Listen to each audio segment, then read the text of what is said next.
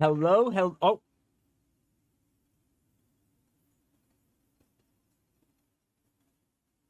spooky, scary skeletons and shivers down your spine.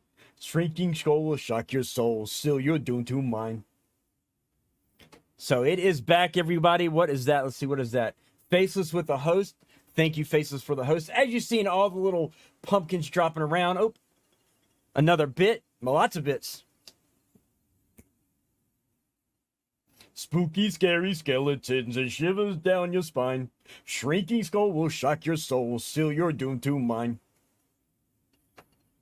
More going, and we got some drops going on. DJ Scarlet dropped in. Spooky, scary skeletons and shivers down your spine. Shrinking skull will shock your soul, seal your doom to mine. And it's going to go again. Well, hold on, ladies and gentlemen. As soon as these go through, I'll be able to talk. Kind of hard to talk over top of them. Spooky, scary skeletons and shivers down your spine. Shrinking skull will shock your soul, seal your doom to mine. Okay. Well, eventually I'll get to talk. Shrinking, scary skeletons and shivers down your spine. Oh, there we go, right there. Jessica dropping in. How is everybody doing? Let's see who we got in the chat here today. Silcat dropping in. Everybody's dropping bits today. I guess y'all don't want me to talk. Spooky, scary skeletons and shivers down your spine. Shrinking skull will shock your soul, seal your doom to mine. It's going to happen again.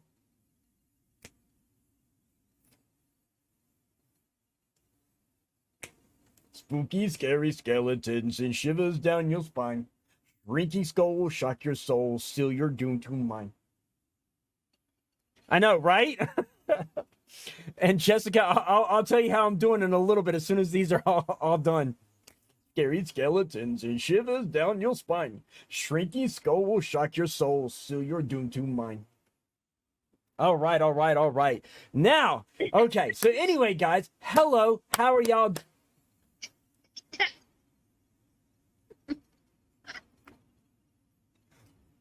Spooky, scary skeletons and shivers down your spine. Shrinking skull will shock your soul, seal your doom to mine. Okay, now, take 2, take 3, take 4. So anyway, hopefully you all are doing really, really good. I've got, as you see here, Scarlett is joined with me, guys. If anybody wants to join me live in Discord, if you're a member of the Discord, you are welcome to pop into Retro's Realm where it says live stream chat. If you're not a member of the Discord, let's go ahead and make you a member of the Discord. And look at that, DJ Scarlett already dropping in the link for me. Take 10, right. Yeah, you can join John Blitz. Everybody's welcome to join. And Take On Me. That is a great 80s song. Take me on.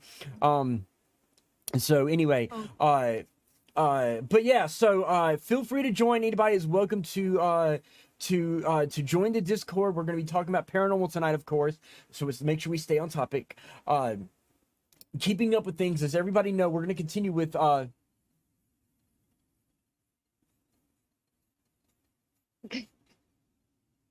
spooky, scary skeletons and shivers down your spine. Shrinking skull will shock your soul, seal your doom to mine. Why, thank you, everybody. John Blitz, I'm glad I'm your favorite streamer. Pop culture, I'm glad you think I'm one of the best streamers on Twitch. I wish the rest of Twitch would realize that. That would be really nice if I could get recognized. Son of a Banshee, something, son of a something. I'm not sure what you're trying to say there, but you're an amazing streamer. Why, thank you. So hopefully, let's go ahead and do some shout-outs, everybody. While we're here, I'm going to go ahead and drop shout-outs to everybody. Oh, I shouted myself out, too. Didn't mean to shout myself out. There we go, everybody. As you see in the very bottom corner, Twitch Guru, thanks to the is the provider of the stream shoutouts right there. So make sure you go check him out. If you want to use it as a streamer yourself, everything is there. Just make sure you donate a little bit of money so he can keep going. Thank you for the shout out. You're welcome, John Blitz. It's a 6.6 Samus. Got you. Faceless. Got you.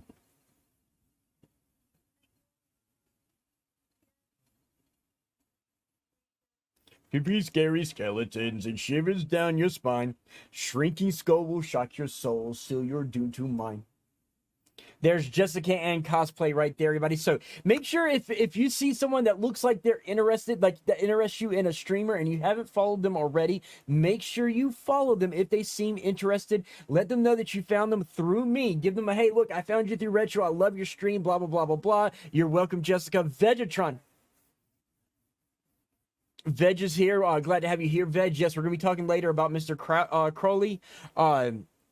Jessica, for those who don't know, not only is she a cosplayer, but she's a teacher as well.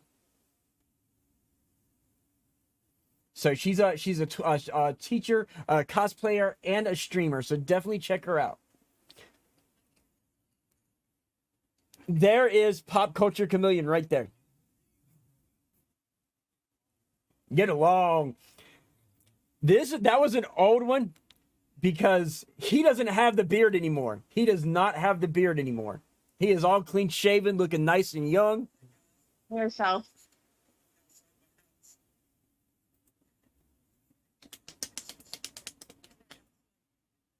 Go ahead, John. You're welcome to join us.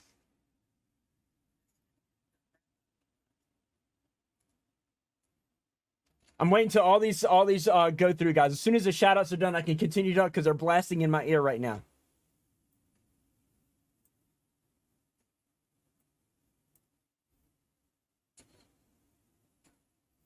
There's Cellcat right now. For those who don't know, Cellcat is a master at Friday the 13th games. So if you're into Friday the 13th horror game, go check out Cellcat. Make sure you let them know you found them through Retro, guys. This is you're welcome to join. Yes, you are welcome to join. For now, the beard is coming back. Got you. Yeah. See, for those who don't know, I remember when I first met Pop Culture, he was part of another stream, and it was an awesome stream. He made that stream what it was. But Pop Culture had no beard, and through the length of me getting to know him, he grew that beard, and then he was known for that beard. And then all of a sudden, I see on Twitter when he's posting his awesome Twitter posts, he's clean shaven. Same on Instagram. I'm like, what madness is this? I'm like, he went from looking like he was in his 40s to looking like he was in his 20s. I'm like, whoa. So yeah. Radioactive, one of these days I'm gonna drop you a Tabitha 10,000 bits because I love you guys. We'll face this. If you do, I will greatly appreciate it. Much love to all my viewers. Y'all are the reason why I'm here. Just kind of letting you know there. John Blitz, I see you up at the top up there. Glad to have you in the chat with us. Yeah. So, anyway, guys, I got a lot to talk about real quick before we get started on Mr. Aleister Crowley. Real quick, I want to talk about my Spectral Vox. As you see right there, just below, above John Blitz's name, guys, I have a goal set for my Spectral Vox printer. Most of you don't. Most of you know what the Spectral Vox is. Some of you don't. For those who don't know, yeah, I had to stay clean shaven for all my films and TV stuff, but growing it back now. Nice. Yeah, I saw you were that you were doing a little bit of acting, so you're gonna have to keep me up to date on this this film and TV stuff that you're doing, so that I can be able to see some of the stuff that you're doing. And ladies and gentlemen, feel free to drop in if you want as well. Yep, now, that printer goal right there. I do have a 3D printer. However, let's see, Lurk, Summer School, got you, Jessica. Do what you got to do. I'm glad to have you here in any way, shape, or form. Now, the 3D printer that I have,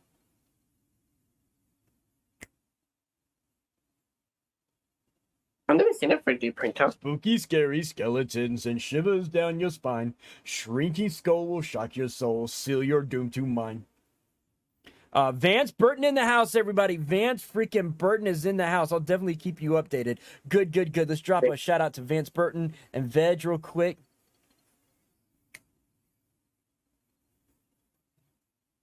Spooky, scary skeletons and shivers down your spine.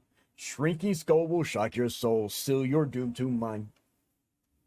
Okay, so there's Vance Burt, or there was Vance Burton, everybody, and I did a shout out to Vegetron. So with this goal here, for those who don't know, I do have a 3D printer. However, the print size is only 5 inches by 5 inches by 5 inches. It's not big enough for the size that I need to create the Spectral Vox. For those who don't know, the Spectral Vox is a device that I created very similar to the Frank's boxes and all these white noise generators that a lot of paranormal investigators are using. With the Frank's boxes and the white noise generator, a lot of them use a radio or a radio frequency to broadcast and generate the white noise. A lot of them think that people will ask about it. It'll turn some heads. I'm sure it will. Everyone go get some retro merch. Exactly. And I'll get to the merch in just a second. So thank you for pointing that out. Yeah, I'm gonna buy some merch. With the Spectral Vox, a lot of people use the radio frequency based devices, and the downside to this is that a lot of them think that when they get radio snippets of radio broadcasts, that it's the voices. It's not the voices. And thank you for dropping that link in there, John Blitz. But it's not actual voices from the dead. It is contaminated from radio broadcasts, because every so many seconds it's going through different radio frequencies, and people don't understand how to use the radio frequency based systems because they're hearing the radio voices. They're not looking past the radio voices, and because of the contamination, a lot of skeptics will deny any evidence of this. So if I go said, "Oh look, we got an EVP, we got an EVP," a skeptic will be like, "I'm sorry, that's a radio broadcast. Prove to me that's not a radio broadcast." Oh, blah blah blah. It's a radio broadcast. Prove to me it's not a. And no matter how much you try to prove to them whether it's an EVP or not, they're always going to have some reason to debunk your evidence because of the possible contamination of radio frequencies and radio stations. Okay, believe it or not, those little handheld walkie-talkies that people use, they use radio frequencies. That's how Ghost Adventurers, Zach Bagans, that's how they actually get a lot of the EVPs that they get when they use a Frank's box. They have somebody off on the distance with one of the radio frequencies, and they have it. That's all recorded in. Say it again. That's all recorded in all the voices. Right, they either do it in post-production or they'll use the walkie-talkies or a scanner device to actually jam the radio waves and put that out there. So you're end up getting fake EVP on their show. Now, the Spectral Vox, ladies and gentlemen, uses a completely different frequency using UHF and VHF, which, as we know, is now a dead frequency. Okay, no more being used in any way, shape, or form. Phonies, exactly, Veg, exactly. So with the Spectral Vox, it's using the UHF and VHF. SoCat donated 5. Thank you for the donation. Thank you. Spooky, scary skeletons and shivers down your spine. Shrinking skull will shock your soul, seal your doom to mine. So as you see, it already went up. We are now at $75. Now, with the concept of this, it's using the UHF VHF signal to do this. The printer that I'm looking to get allows me a 15-inch by 15-inch by 15-inch print size, so that I can print a prototype of the housing that I want to design for it, and then lay all the products out. Just to show you some of the stuff that I'm doing, I'm going to switch over to the movie screen real quick, because I've got a few. As you can see my notes, everybody. You see my notes. Everybody sees my scripts that I've written. So that's how I do my shows. So y'all are learning a little behind-the-scenes secret. Anyway, what you're looking at right here, guys, this is what they call an Arduino. Okay, it's a specific Arduino, which if you look in the little white capsule beside the back end of it, you'll see it says Leonardo. At least from donations, Twitch doesn't receive half. Exactly, Cellcat, exactly. That's the reason why I did that. I also have a GoFundMe as well, but I've got it set so if someone donates from GoFundMe or sends an actual donation, both of them register on that little bar. So that's really cool. Sorry I'm late. Tabitha, 1, you're more than okay. 2, you're healing from 4th of July, so you get a little get out of jail free card. So you're good. No, you didn't. You missed me doing a lot of bit dances to my little spooky scary skeleton dances. Constantly over and over. Let me go ahead and drop Tabitha a shout out real quick. Now the video player is not going to play, but I'm still going to drop Tabitha a shout out, everybody. Tabitha is one of my favorite streamers. She's one of my best Twitch friends next to Pop Culture Chameleon. So make sure you guys go check out Tabitha. Trust me, you will not be let down by her streams one bit. You just missed Retro sticking a hot Cheeto up his butt. No, that will never happen. Oh, there we go. Pop Culture. Now, downside. Like the Say it future again. T-shirt. Say it The again. Back to the Future T-shirt. Yeah, Pop Culture actually got the Back to the Future t-shirt, yeah. And Ray2MF Ray, how you doing? How you doing? How you doing? How you doing? Now, back to the story. It's not hard to find. Ninja's not just of the body, but of the mind. Let me know if y'all can figure that one out. Anyway, this is an Arduino. This is a specific Arduino that I need. There's a lot of different models of the Arduino. This one, if you look at the very back corner, far away from me, more like hot Cheetos coming out the butt. If I stuck them on my nose enough, yeah, I'll probably have hot Cheetos coming out my butt. But in that very far right of the Arduino, you'll see that it says analog in. This allows me to put an analog signal in and get a digital signal output if I chose to. Now, there's a specific reason for this. This is the reason why, like, some people can claim that they're doing, they can steal my concept of the Spectralvox and go and just buy an analog portable TV. Which, let me show you guys what I'm talking about. Hang on.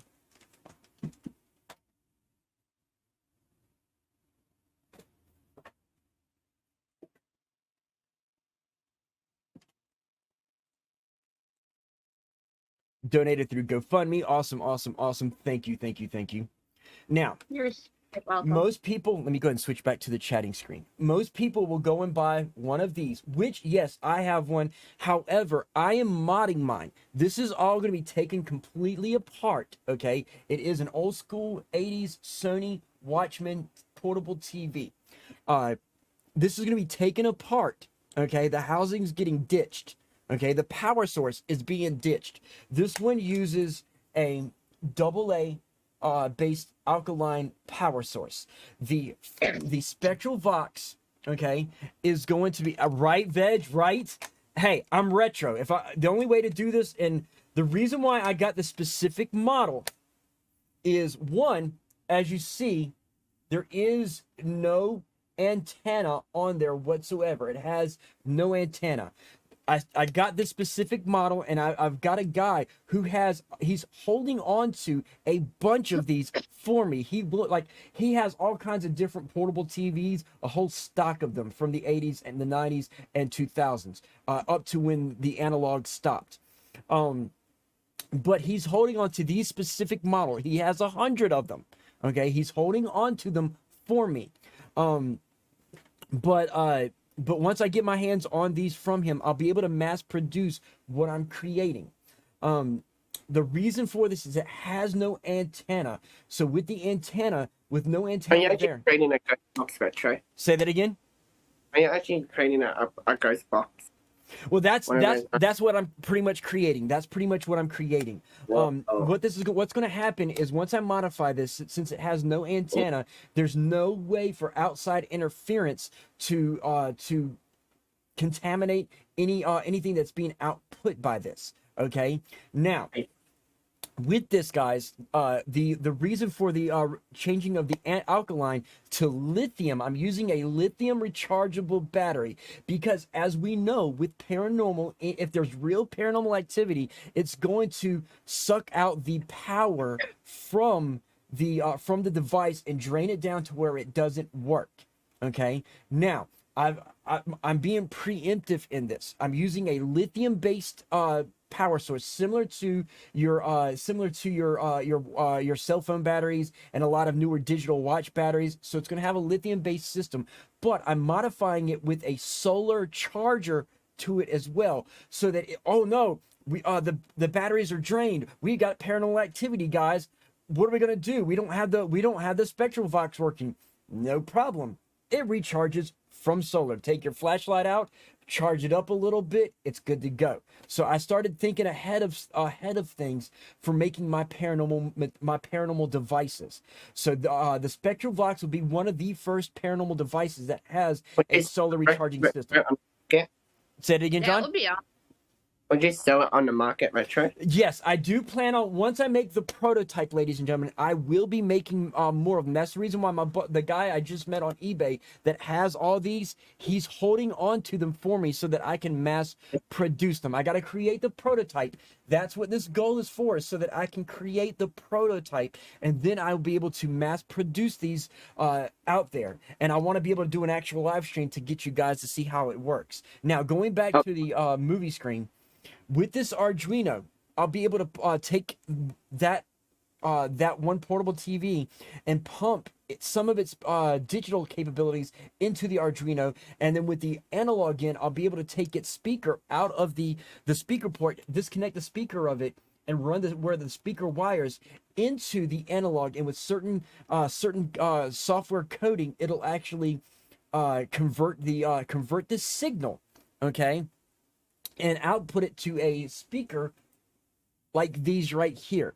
The reason why I'm using these speakers, people are like, why are you using those speakers instead of a regular speaker, Retro? These specific speakers are a copper-based piezo speaker. Let me go ahead and type this in the chat real quick. A piezo. Now, I know people like that are electronic based. I know that if Blastbit were here, he would understand this, and I know that Pop Culture understands this, and I know DJ Scarlet understands this. But these are piezo speakers. Okay, they're a little bit, they're similar to what's called a tweeter. They get a little bit of a high pitched noise, but mine is going to be using a regular speaker and the piezo speaker. The reason for this is that they are electromagnetic based. They exactly tweet. They output in an electromagnetic field. Okay, so you'll be able to hear them, but it's using EMF to produce the sound. And as we know, the EVPs are in the EMF spectrum. Okay, so it's guaranteeing that the sound you get is coming from the electromagnetic spectrum. And that's one of the key things that we want. Does a random sound in the background. Right, exactly. So with the dual speakers, we're going to get regular speakers, and then we're going to get the piezo speakers as well. But as DJ Scarlet and Pop Culture will know, they don't put out a lot of sound.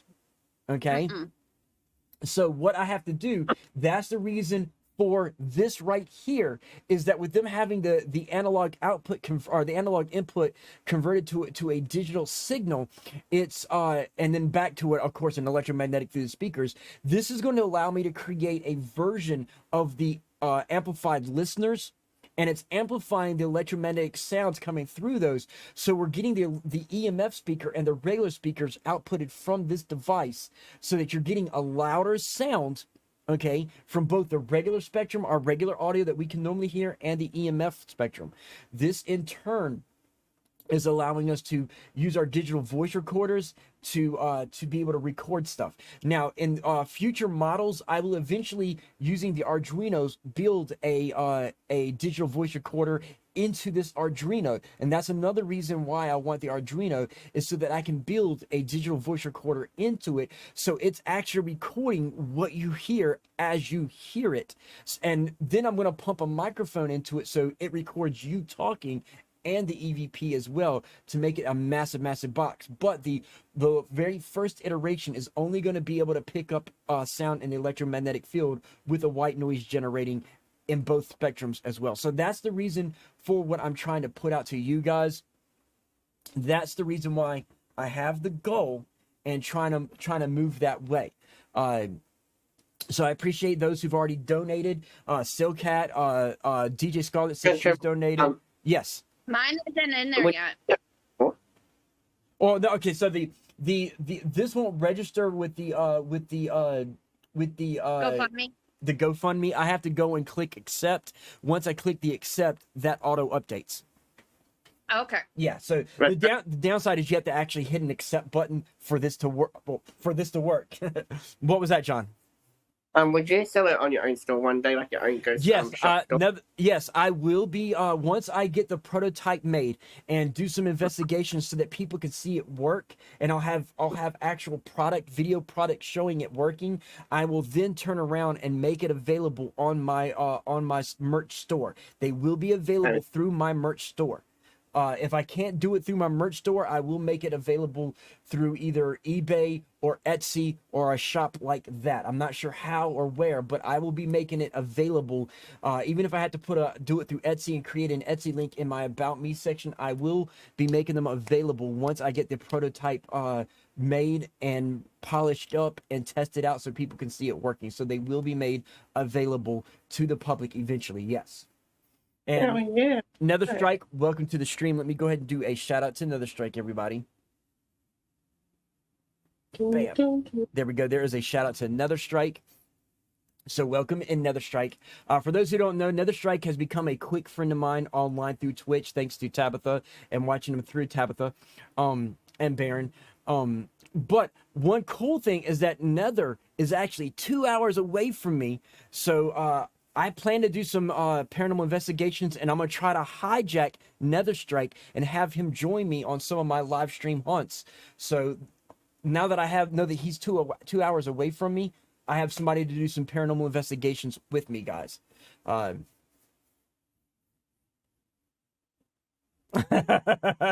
He's doing the hot ramens, guys. He's doing the hot ramen. And pop culture, I haven't forgot you. Pop culture, ladies and gentlemen.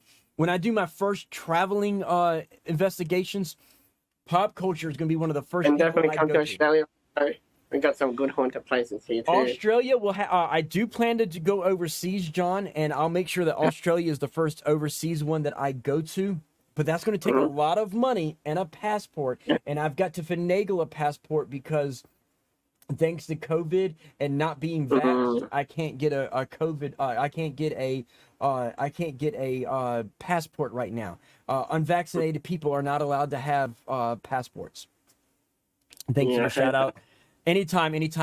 This says, thanks for the shout out, mate. I look forward to it. And we're definitely going to have so many places to investigate. Oh yeah, Charleston has a lot of places. Yes.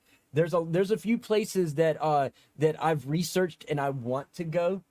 So yeah. Now, let me go ahead and close these out real quick, guys. And move on. I gotta pull my notes up. Getting back on track. Aleister Crowley, as we all know, last week we started a brief discussion on Aleister Crowley, and most of you asked to do further research. Oh, and there goes a drop from John Bliss. Let me go ahead and do a drop into myself. Yep, number one. Let's get the number one victory, right? Spell it. Oh, see, look at me, and I'm able to spell it. Oh no. There we go. Now we go. But anyway, most of you had asked to do some more in-depth discussion on Aleister Crowley. So tonight we're going to talk on his early life, and including the Hermetic Order of the Golden Dawn. The Hermetic Order of the Golden Dawn, as you see there, Aleister and the Golden Dawn. We're going to talk about the ranks of the original Order of the Golden Dawn, and then we're going to talk about the Astrum Argenteum. Okay, Astrum Argenteum, or as you see, the AA symbol, not AA as in Alcoholics Anonymous, but the AA symbol beside that. I don't know how to pronounce those symbols, but those symbols are literally the symbols that literally means, somehow, for some way, means Astrum Argenteum. Now, Mr. Crowley, did you talk to the dead? Right? Did he talk to the dead? Supposedly he did. Now, if any of you out there know anything about Aleister Crowley, okay, you will know what the Astrum Argenteum is. Okay, it's very key to Aleister Crowley. And there goes Blastbit Metal dropping in. Now that he's actually said something, I can actually shout him out. Bam! There we go. Doing some shout outs to Blastbit Metal drumming, guys. Metal drumming to video game music. Now, you can record any other music, but it's even cooler, as you see here with him doing Mega Man 2, when he does video game music, metal drumming to old school video game music. Definitely check him out. A stream unlike any other. Totally agree with you there. There we go, Anyone there. that's joined Blink tier. What was that? Anyone that's joined when I put in Blink money tier. Yep, exactly. No scores today. No scores in the 24-hour period, guys. So nobody's dropped in yet. No one's made any scores yet. No. So.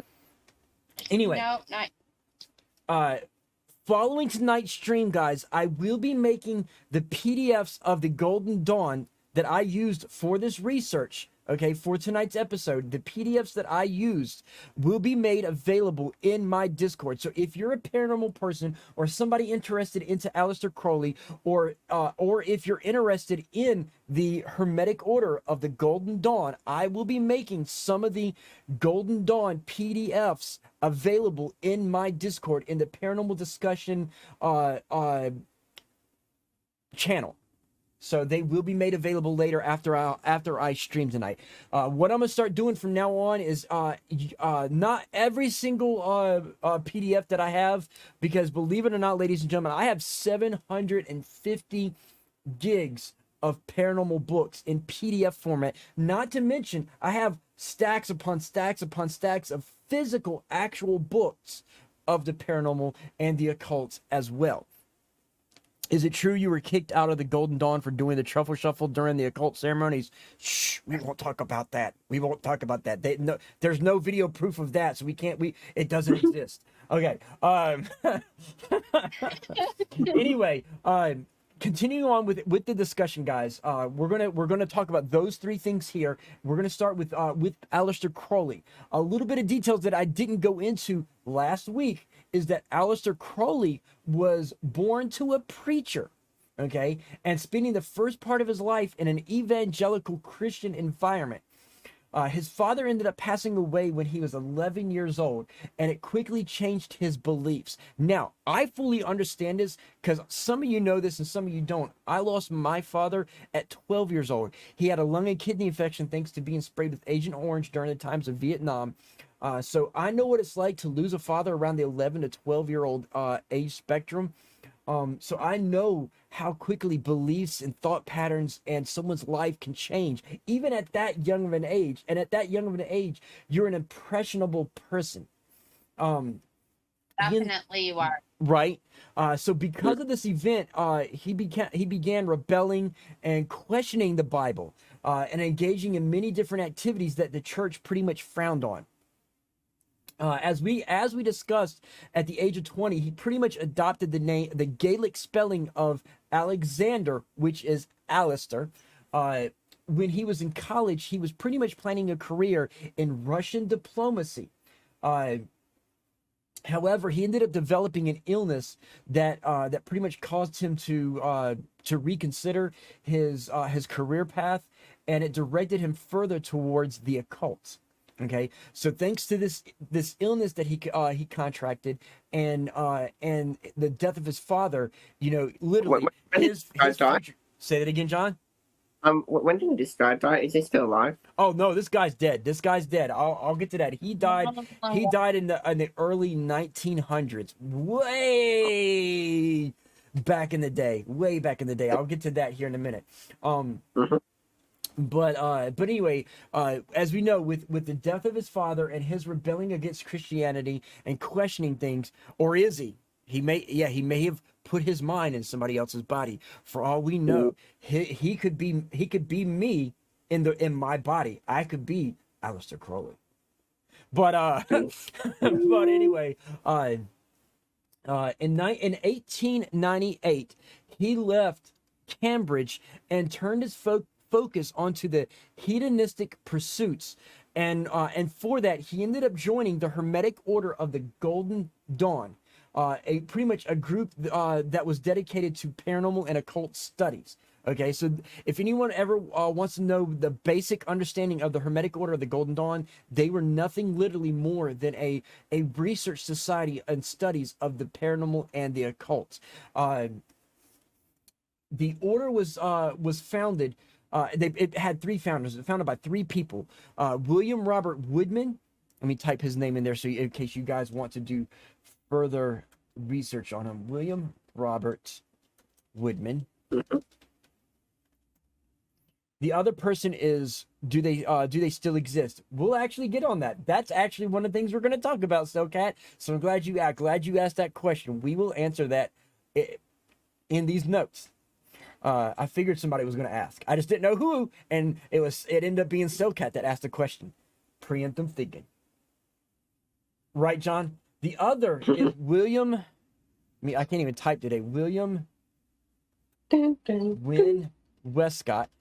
The goody one, what is up? What is up? What is up? How goes it, Retro? What's good? Going pretty good. For those who don't know, I'm similar to Tabitha, but not as bad as Tabitha. I'm healing from my adventures of 4th of July. Unlike Tabitha, I didn't get drunk. I had one beer yesterday because I haven't had a beer in so long since my birthday. So I've been doing good. So I had one beer, but I ate so much food that my stomach felt like it was going to explode, like in Aliens. I felt like I had one of the alien chest bursters in my stomach. But anyway, William Win Wescott. Hell Monkey, what is up? What is up? What is up? This says, I can't make it, Surf. Gotta fix my truck.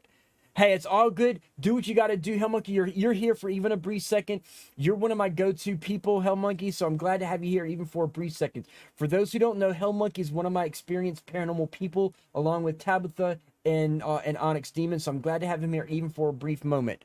The pain that was worth it. Sounds like you had a good time. I had a good time. I cooked literally, I started cooking late into the night on Sunday night and cooking in through the morning, cooking some pork loins, some hamburgers, hot dogs, and then I went to my brother's house and cooked even more at my brother's house. So yeah, it was literally an all day event from morning to night. So yeah, my stomach felt like it was gonna explode. We stopped on William Win Wescott being the second person. The third person, third founder was Samuel. Make sure I spell this right. Samuel Liddell. Tomato. You can pronounce it however you want. Samuel Liddell. I gotta put 2 D's in there. I put 1. Liddell Mathers. There we go. So those are the 3 names of the creators of the Hermetic Order. The Hermetic Order of the Golden Dawn. It's a lot to say, guys. It's a lot to say. The Hermetic Order of the Golden Dawn. I think I'm gonna start calling them the Golden Dawn from here on out, so it's less to say, and everybody will know what I'm talking about. They were all 3 former Freemasons. Now get this, they were former Freemasons. Okay. They left the Masons because their beliefs no longer aligned with the Masons. Hold on one second. Nether strike with the host. Thank you for the host, Nether. So because of that, now I lost my whole area. Freemasons. Hold on, wait. I know, I'm looking for it in thing. Freemasons. Okay, so here we go.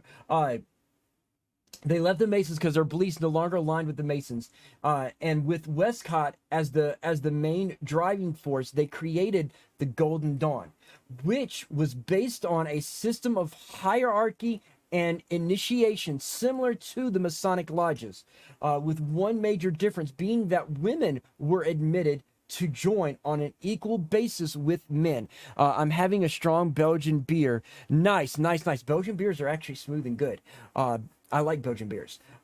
So anyway, the Golden Dawn allowed women into their folds, and they were able to have equal rank as the men. So the Golden Dawn were a little bit before their time, because as we know, in the 1800s and the early 1900s, use Sephon this beast. Beat. That's a long name for this beat. On this beat. Welcome. Thank you for following On This Beat. So as I was saying, they were actually before their time already, because as we know, it wasn't until around the 60s that women marched for their rights and freedoms, and they got more freedoms around the 60s. But in the 1800s, way before women's right movements, okay, the Golden Dawn literally allowed women to have equal rights. Now, this also stems to understanding of pagan and Wiccan beliefs that that a lot of women had strength in magic and strength in certain magical or supernatural abilities. So they understood this, they knew this, and they allowed women to have their equal rights. John Bliss redeeming the hydrate, guys. Yeah. Gia Scarlet with the bits. Spooky, scary skeletons and shivers down your spine. Shrinking skull will shock your soul, seal your doom to mine. And there we go, there we go, there we go. Now, moving forward, the Golden Dawn was the first of 3 orders, and it taught Esoteric philosophies based on Hermetic Kabbalah. Okay, let me go ahead and type that in so that y'all can actually know the words. It taught Esoteric. Tabitha dropping in Esoteric philosophies. I'm ready to drop. And then there where was I at? I lost my train of... Okay. And then Hermetic Kabbalah, which is Hermetic Kabbalah. And then a personal growth via study and awareness of the 4 classical elements. It also taught basics of astrology, tarot divination, and geomancy. For those who don't know, geomancy has to do with crystals and stones and things like that. There we go with some drops going in as well. So, for the sake of knowledge, the second or inner order was called the Rosé Roubaix et Ore Crucix. Let me go ahead and copy and paste that in there for you guys, because that's a mouthful as well. The Rosé Roubaix et Ore Crucis. It's Latin for those who didn't know, which taught magic that included astral traveling, scrying, and alchemy. And then the third order was that of the secret chiefs, which were the highly skilled and purportedly focused their activities of the other 2 orders through spirit communication, meaning that the secret chiefs were able to communicate to spirits and control the other 2 orders through the spirits controlling them. So yeah, which was kind of interesting. Did they really control the other 2 from speaking with spirits, or was that just coincidence? Okay, that's going to be a topic for a further discussion down the road.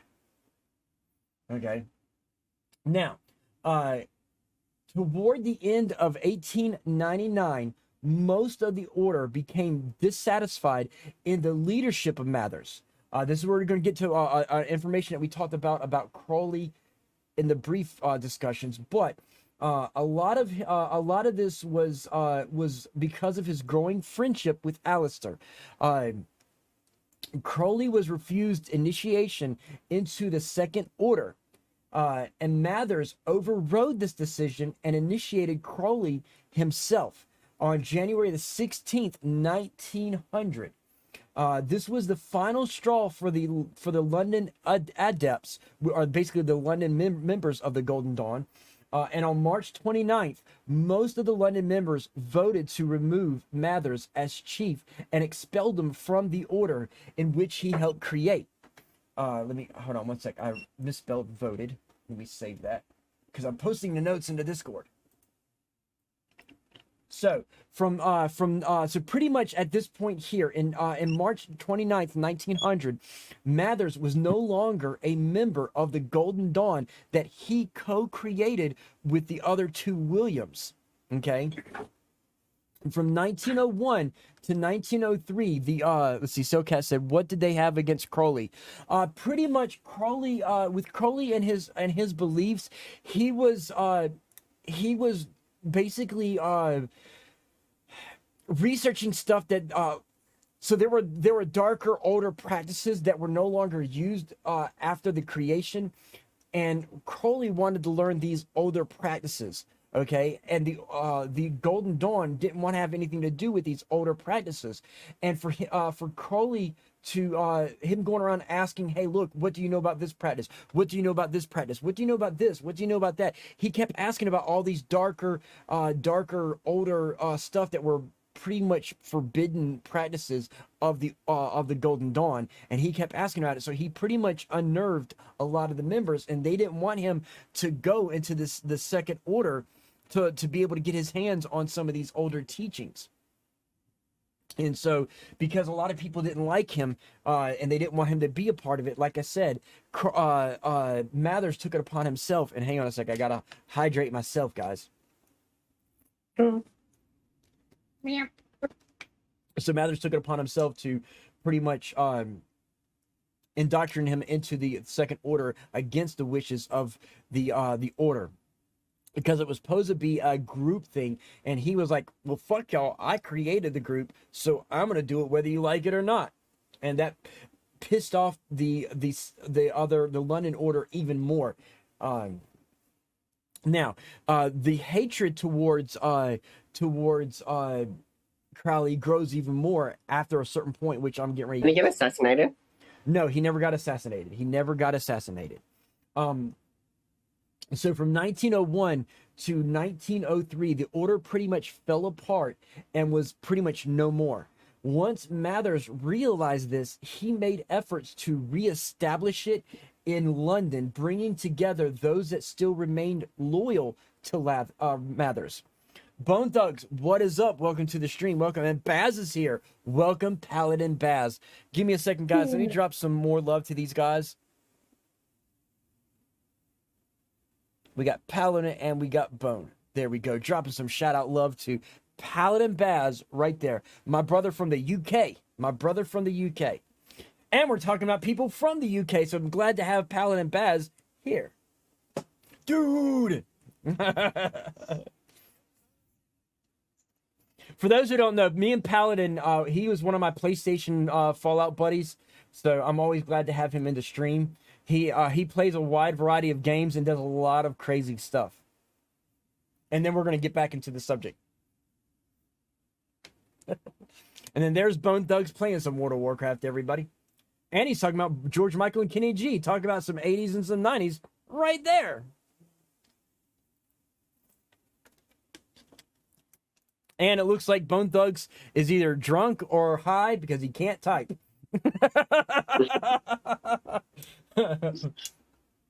Hey, at least I can read Taiwanese. Right? Well, I think anybody can read it. That's typo. So yeah. Okay, now with that going, as I was saying, pretty much toward 1901 and 1903, and Onyx Demon is in the house. Everybody, Onyx motherfucking Demon. One of my paranormal brains is here, guys. One of my paranormal brains is here. Let's see, LMA, I didn't even notice until you said something. Nobody even does. Wish I could be catching more streams of yours, bud, but life's... Hey, I understand how life is, Paladin Baz. I understand how life is. Life happens. Life happens. There's the man himself, Onyx Demon, everybody. Make sure you check him out, a.k.a. Kortos. Check him out. Here he's playing Dead Space, and trust me, me and Baron got so many clips from this stream. See, there he goes, talking about the clips. We clipped the fuck out of Baron that day. Literally, mass clipping was happening on that stream. There were so many things that me and Baron were clipping. For those who don't, you know what? Baron isn't here. He's at work, guys. But let me go ahead and shout out Baron Von Wolf, everybody. If I can type. Now I'm having the typing problem. Now, for those who don't know, Baron Von Wolf is a mod extraordinaire. He literally mods multiple streamers at one time, at the same time. Okay, he is a great mod. He's a great streamer. He just started streaming a few months ago, so definitely check him out. He's been busy right now with work, and he's going to be eventually getting back to his streaming. So definitely check him out. Let him know that you found him through me. That's where he the announcement of him being Baron von Wolf from his old name, which we won't mention his old name, but yes, definitely check him out. How are you doing, Onyx? Jeff. There he is. His name is Jeff. So getting back to what we were talking about, as I was saying, in 1901 to 1903, Mathers basically tried to put back together the Hermetic Order of the Golden Dawn with those who were still loyal to him, along with Crowley, which he eventually did bring it back together for a short time, and to this day, there is no proof of this, and this goes to what Cellcat was asking if it existed today. There is no viable proof on this, but it is purported and rumored that my waifu Baron von Big PP. So anyway, yes, the order purportedly still exists and still practices to this day. Whether that is verified or not, there is no 100% proof of this. There have been many. Onyx Demon, wow. I'm sorry, Jessica. He's yours. No, he's yours. She probably thinks it's funny. He's just in my wet dreams. That's all.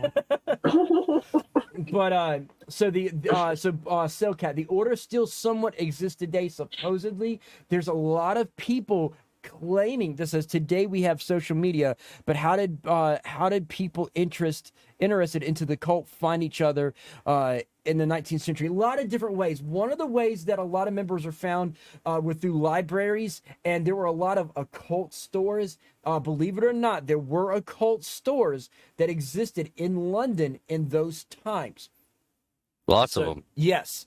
And TMI.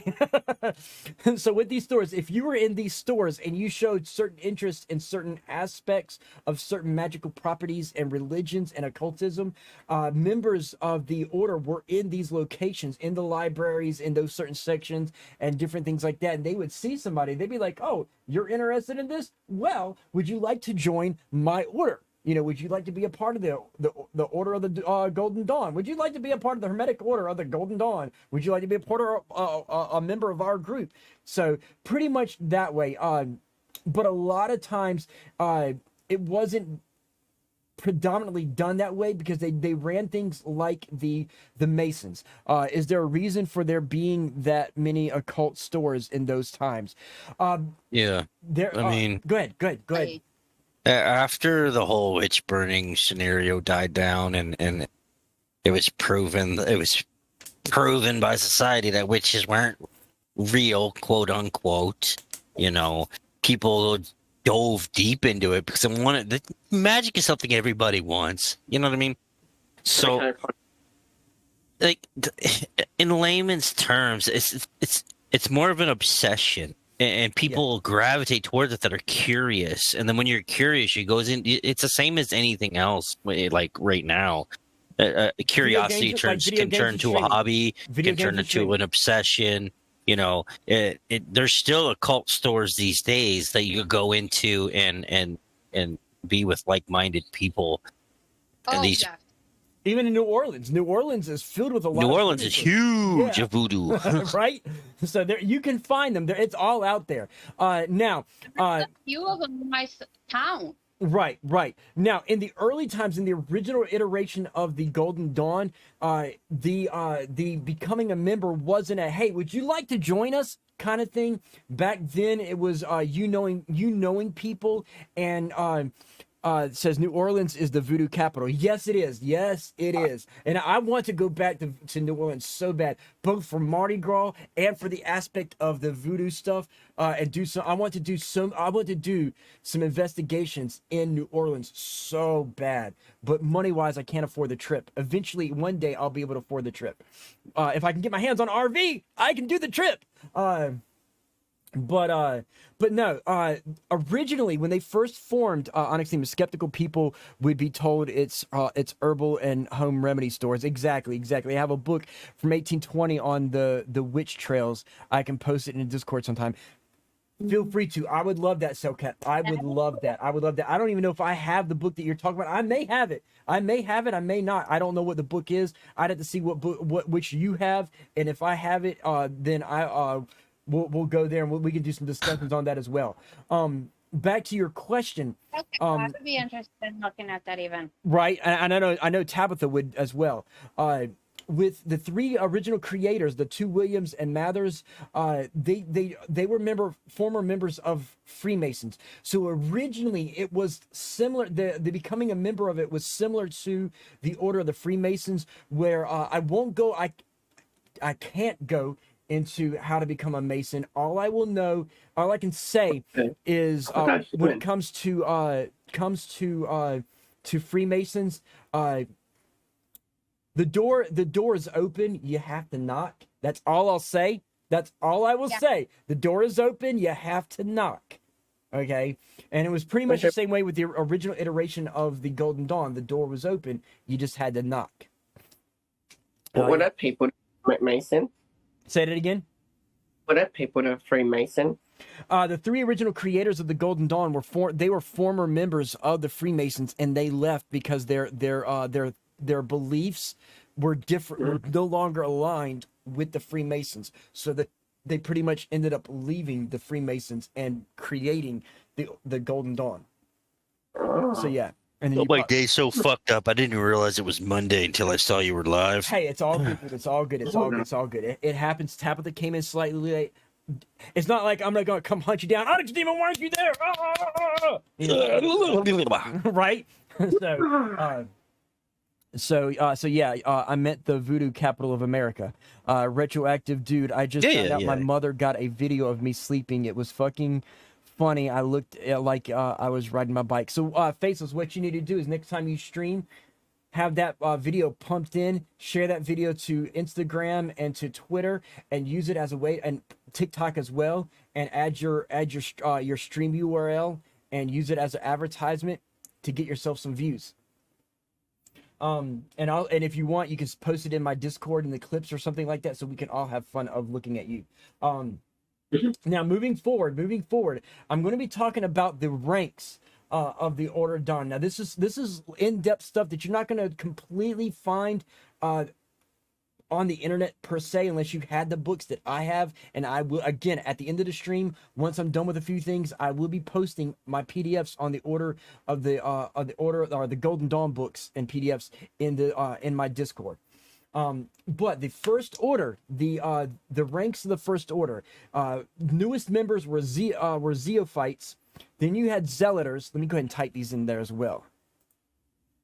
With a bicycle, post a video with Bicycle by Queen playing. Hey, there you go. Listen to Tabitha. But you had Neophytes. You had Zealoters.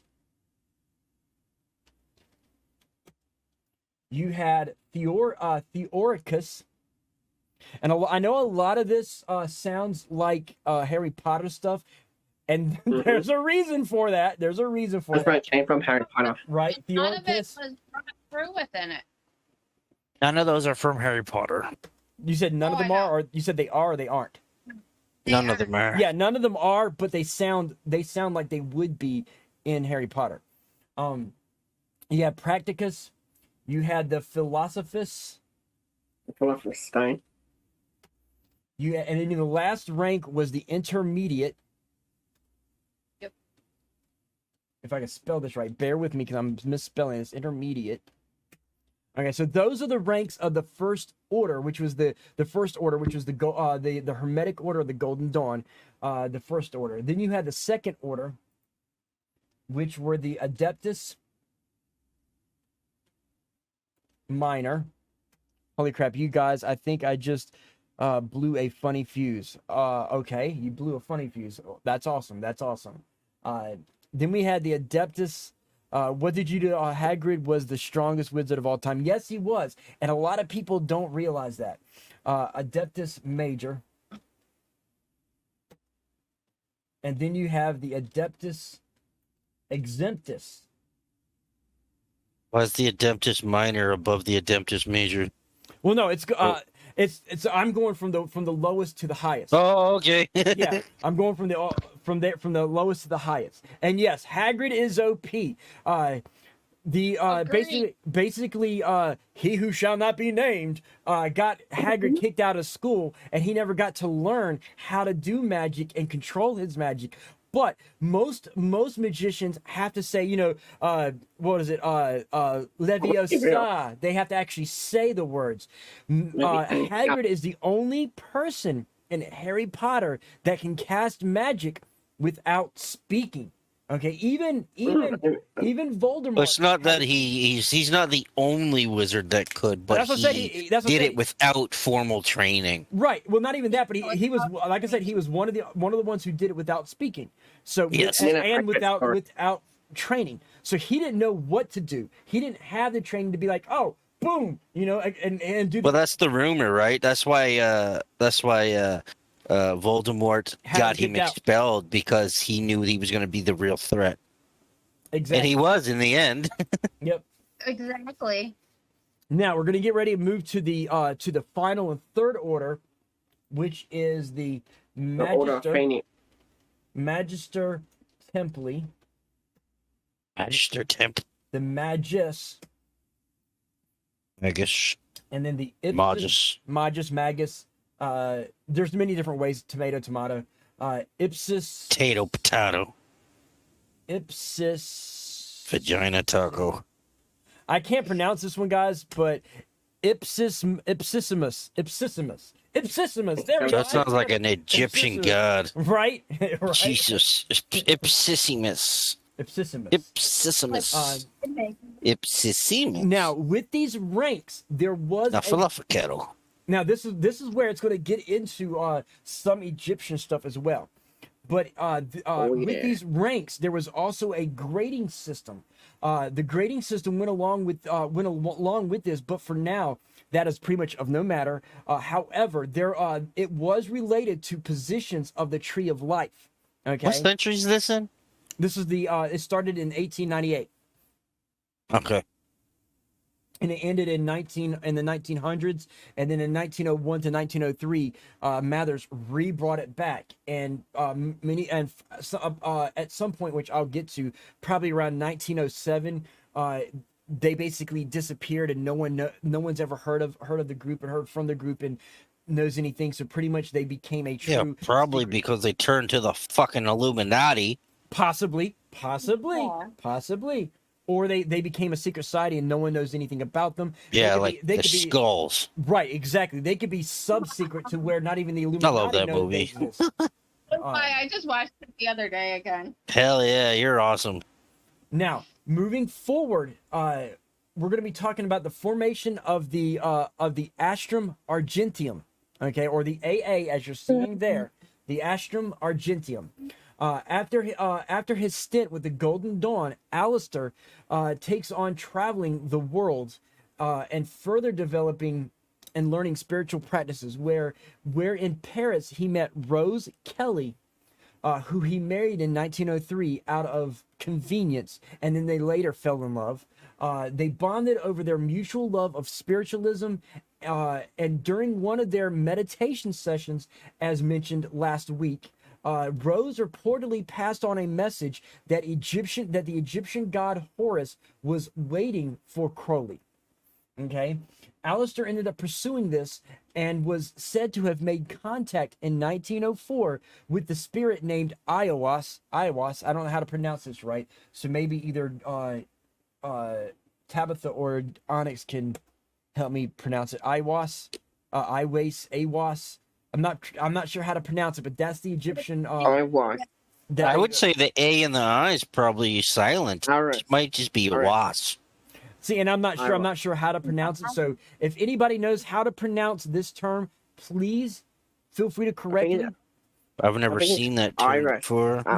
I've never seen it either. Let me Google it. The only time I ever seen this was in correlation with Rose Kelly and Aleister Crowley. But that says my guess is Aiwass. So you see Tabitha's saying Aiwass too. So not sure. Onyx Demon is googling it. So very soon we'll have an understanding of how to pronounce it. What does it mean? It's not what it means. It's who is it? Who is it? As I was saying, after Aleister, he pretty much made contact in 1904 with the spirit. It's a demon. It's a demon. Okay, It has to be. because they're saying it's a Based spirit, on so- Wikipedia that I'm looking at. Well, it doesn't specify what it is. It just says, oh, wait, yes, it does. Here we go. Here we go. Non-corporeal intelligence. Non-corporeal intelligence, so a spirit. So it could be either demon or a spirit. So yeah. So there's a possibility it could be a demon because demons are non-corporeal. Some demons are corporeal, some demons are non-corporeal, some are in between. Let me do a shout out to Full Metal Gherkin right there, everybody. Oh, look at that. There's a YouTube video. Right? So I plan to do a little bit more in-depth discussion on the spirit as well and Horus. There is the pickle himself, Full Metal Gherkin, everybody. If you're into VTubers, make sure you check him out. He is a VTuber unlike any VTuber. Most VTubers have some cutesy wootsy Right there. anime girl. Here himself, here he is. It's pickle almost like VTuber. a Voss. A Voss. If you play that on stream, everyone will be able to. Yeah, I'm about to do that right now. I was gonna say it all depends on what language the Yeah. person is, because if it was like a German, the W would sound like a V. So, Yep. so what I'm gonna do now is I'm actually gonna play this right now, and we're all gonna make up our own minds. We can all pretty much figure out. We can tomato. We can pronounce it how we want, but this at least gives a little clue how to be close to the right pronunciation. Tomato. Evas. Evas. Evas. So it is Avos. It is Avos. Evas. I thought it was AI boss. No, it's Avos. Evas. He is saying. Let me type it to how he's saying it. Avos. Like a. It's more German. Oops. Yeah, it's close to the Avo. Sorry. My finger was over to the Well, left hey, some. with you being Hey, Aaron. with you being Canadian, you know, Yeah, works, right? You got the A part. You got the A part down.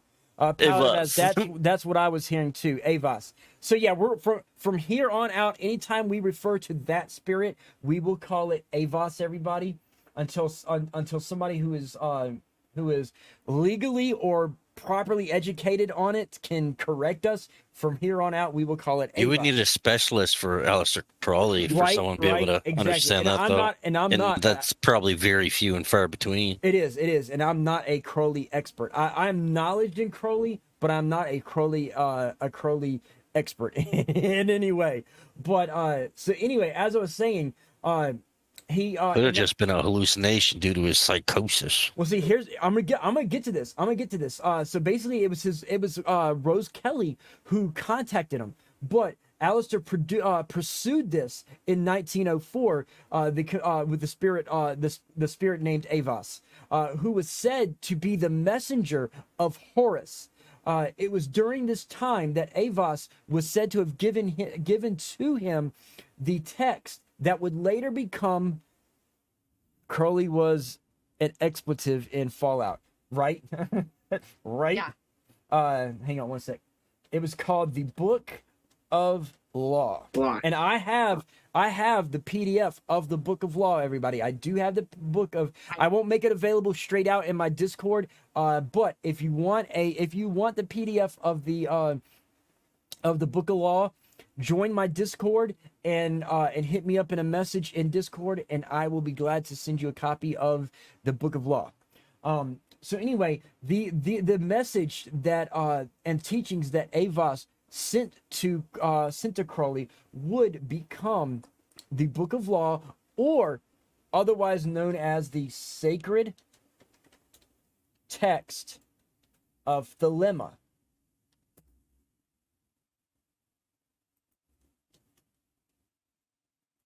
Thelma. Yep, Thelema. Well, there's two E's in there, so it'll be Thelema. Thelema. That's another one. Thelema. Thelema. But That'd be so- Thelema. what'd you say? What'd you say, Scarlett? the llama too. Yeah, Thelema. The llama. I like it. Dilemma. Sounds like dilemma. A lot of different ways to say it. That's a great song by Nelly. Right. No matter what I do. So anyway, we're sitting here losing my drink, guys. So Crowley would continue to travel, leaving behind Rose must do and their daughter the- Lilith. Blah. You look thirsty. Good timing. Now, as we know, he had a daughter and a son.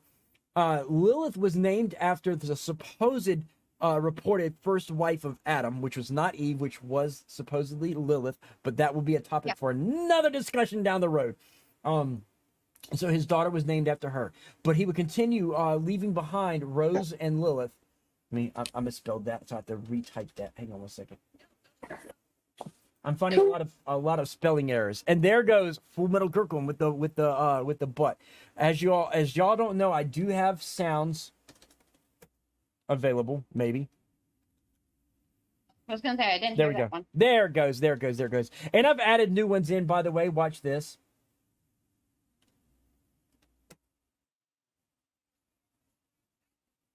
So anyway, Rose, once he leaves to do his further practices and teachings and learning, he would also go to Mexico to do some mountain climbing. Rose would eventually become a serious alcoholic, and their daughter Lilith would contract typhoid. The daughter would contract the typhoid and die in 1906. And look at Tabitha with 76. She is the first one to actually score tonight, guys. Props on that, Tabitha. So in 1906, Lilith dies from typhoid. This would lead Aleister. Ooh, I want money. What? I want money. Right. And Full Metal Gherkin landed with a 48. Nice. So anyway, after her death in 1906, Aleister and Rose would end up divorcing in 1909, and that would also lead to, after divorce, because What the fuck does it look like Count Chocula? because it did. It was a vampire. Why is Tabitha's Pikachu have a thick ass? because she used. If you look up, she did a drop with her emote. Watch. A 17. I give up. I never make it. I want to try and get 69. That's a thick ass Pikachu, bro. Holy fuck. Bright Shoe's happy. There we go. See, I dropped in with my Joker. But yeah, so pretty much during this time of their daughter dying and her becoming a alcoholic, she would start and her divorce from Crowley, she would end up getting committed to an institution in 1911 for mental issues. So pretty much Rose at this point is now out of the picture, and Crowley is now completely single and available to end up meeting his next wife, which we'll get into next Monday, because we're not done on Crowley, guys. We're not. What about the Illuminati? Is that real, right? We'll make let me write this down. She says, Tabitha says, why wouldn't Pikachu have a thick ass? Give me a second to get my book of knowledge, guys, because John Blitz wants more information on the Illuminati. So Yeah, we're gonna do a discussion on that. The Illuminati has no connection to Crowley, so we're gonna try to focus on talks of Crowley, but I will do a discussion on the Illuminati. Yeah.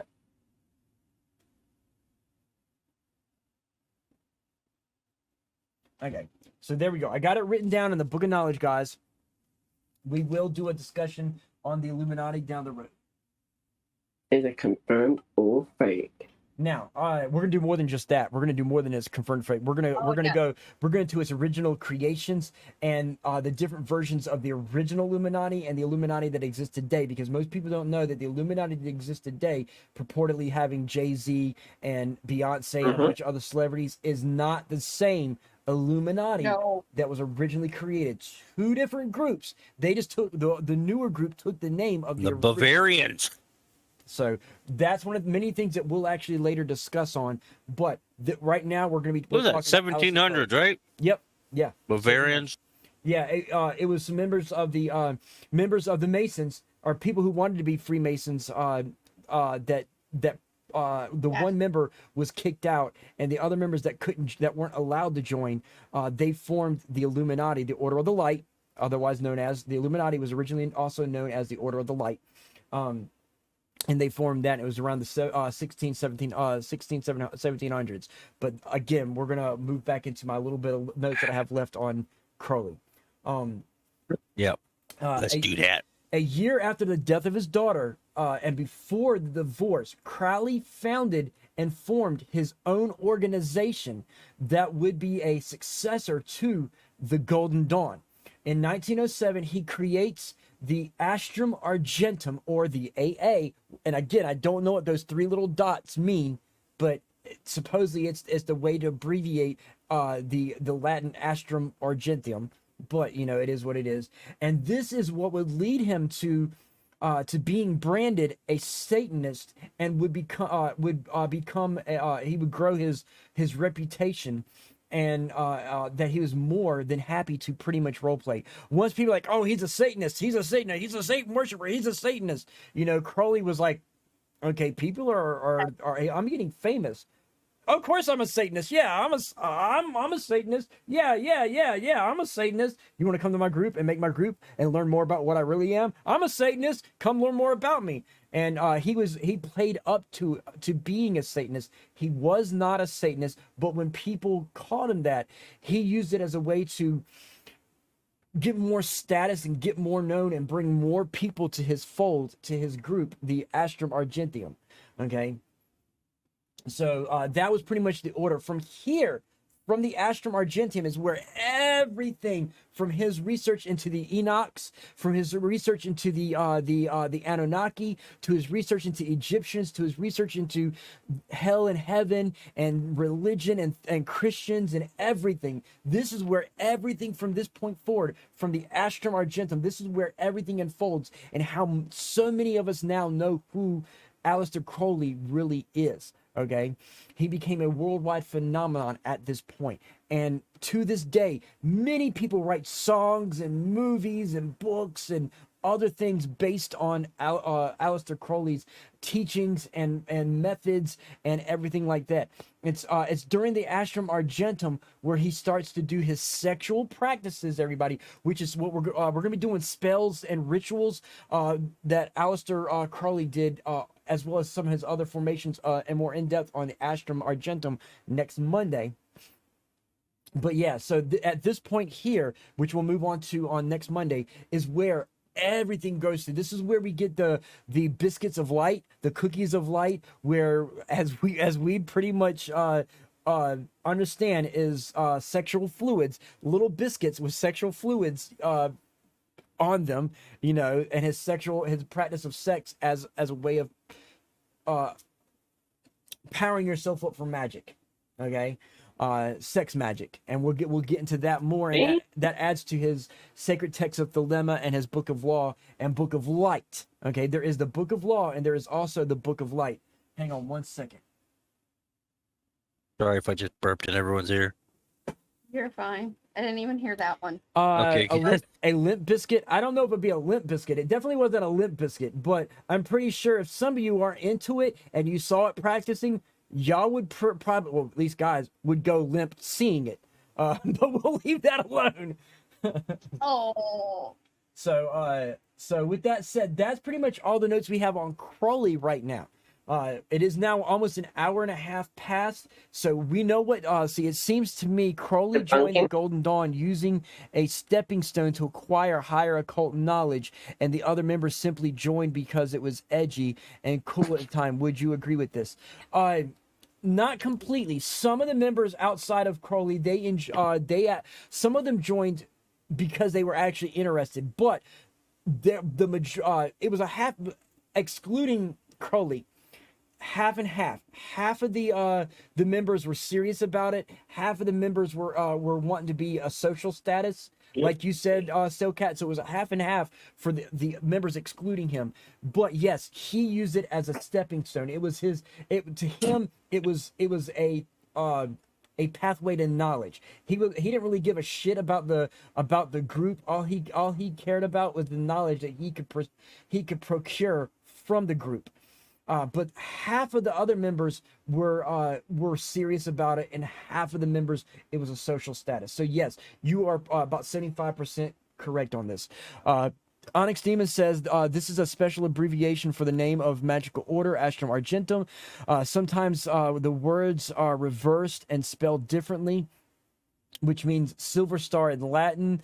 The 3 dots that form a triangle after an A not only mean that there is something further that is hidden, there is a special abbreviation, but also form a Masonic symbol indicating that the order possesses the mysterious lost word of masonry.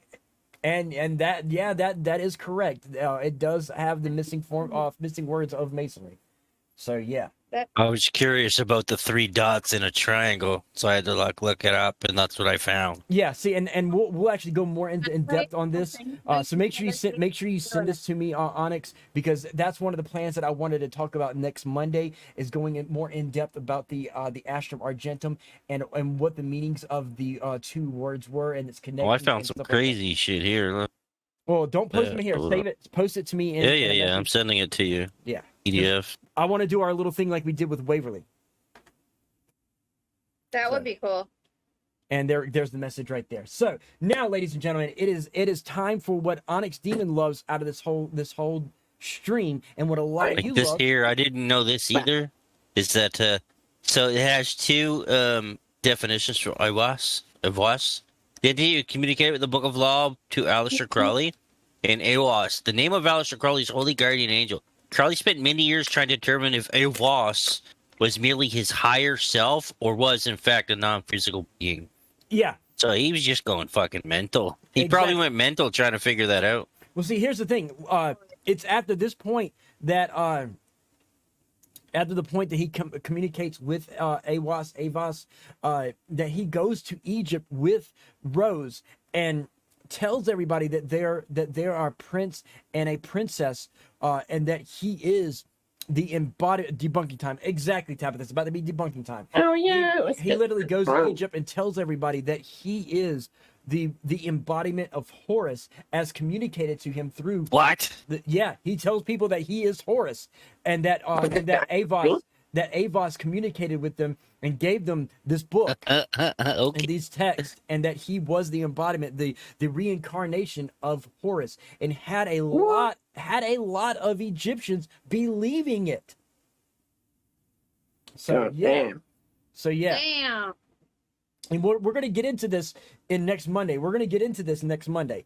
So be prepared. I don't think anyone could believe that anymore, because Horus is like the most used symbol of Egypt. It is. And here's the thing. Back during those days, they didn't have the knowledge that we have. They didn't have the resources like the internet like we have today. So it's hard to do a lot of debunking. They didn't have the technology that we have today. So they couldn't do a lot of debunking. And since they were not as knowledge, and people who were members of the Golden Dawn or the Astrum Argentum, they had a little bit more knowledge and understanding of things than some of us did. So, ignorance is bliss. People don't know and they don't want to know, so they'll accept what is prefaced to them. And as long as he has knowledge, he's like, oh, this and this and this. They're like, well, that's true, and this and this, well, that's true. So yeah, you must be the embodiment of Horus. Oh hell, So yeah, and you're the embodiment of Horus. Where's your eye of Horus? Exactly. If you don't have the eye of Horus, you ain't shit. Exactly. And you can pretty much guarantee, and there's pictures of it where he dresses the part when he goes to Egypt. Okay, he has all these sacred robes and necklaces and things like that. He's even wearing an Eye of Horus necklace. That's bullshit. Because that's like one of the most important artifacts of Egyptian history. Yeah, and like I said, he wears a Eye of Horus necklace, which further solidified people's belief in him being the reincarnation of Horus. Oh my god, okay, that's weird. Because if he actually had like a legitimate Eye of Horus, he would be like considered above God. Yeah. And like I said, a lot of people in Egypt above the gods. They believed this. They believed it. But they didn't have the knowledge to debunk his claims. Be revered. So he exalted. He would be exalted. He was by some. Jesus Christ. Fucking So, white dude goes to Egypt. we're Yeah, gonna- go figure. We're gonna switch over. We're gonna start with some. Yeah, let's watch some debunking because I'm getting triggered here. So we're gonna start. We're gonna start with some of these the videos. Go on live Twitch. in Discord. Yep, I'm doing that right now. Coolio. Sweet. Yeah, you did, Tabby. Holy fuck. Yeah. Oh, he was something else. He was something else, and we're gonna find out more about this next Monday. Find out on the next episode of Mystery Monday. Paranormal One. Oh yeah, Mystery Monday. Sorry. Hey, it does. Hey, Paranormal 101 is fine too. Paranormal Mondays. Live. Yep. Watch.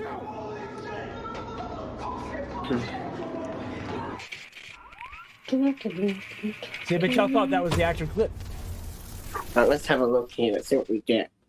Hello everyone, my name is Sir Spooks, and today we'll take a look at the paranormal paranoids, as I want to update you guys on all of the crazy things that happened since last time. It's black. A few weeks ago, I put up a video on the ongoing case of the paranormal paranoids. Sorry, I was adjusting volume. Multiple comments on the video mentioned that it might be an ARG, which is definitely a theory. I'm gonna have to I'm watch it leaning in the more stream. towards. It's doing that We'll be pixel looking more shit. into that later in the for me. video. It's pixelated for you. Since the last Yeah. time, more clips Damn. have been published from the That's all good. mysterious Twitter account Noir, and Jess the Paranoid has discovered more episodes from the original series.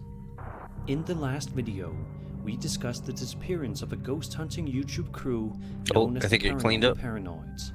Only one episode of the show was public at that time, which Yeah, was it the did, Mary okay. Talbot episode, which took place in a supposedly haunted forest, and featured an eerie apparition at the spot where a woman had committed suicide several years prior. Now, Since real that quick, video, let people me have come up explain a lot of with this for you. several theories. This paranormal team, guys, they were doing a paranormal research, and they ended up going missing. None of them, the 4 members, were not found again. The reason why I'm showing this specific one, hang on a sec, I gotta hydrate. My voice is going bad. Luckily, I have more Sounds water. like Blair Witch Project. That's what I was gonna get to. This was the inspiration to what would become what we know of as the Blair Witch Project. This inspired the Blair Witch Project. So I just wanted to kind of point this out.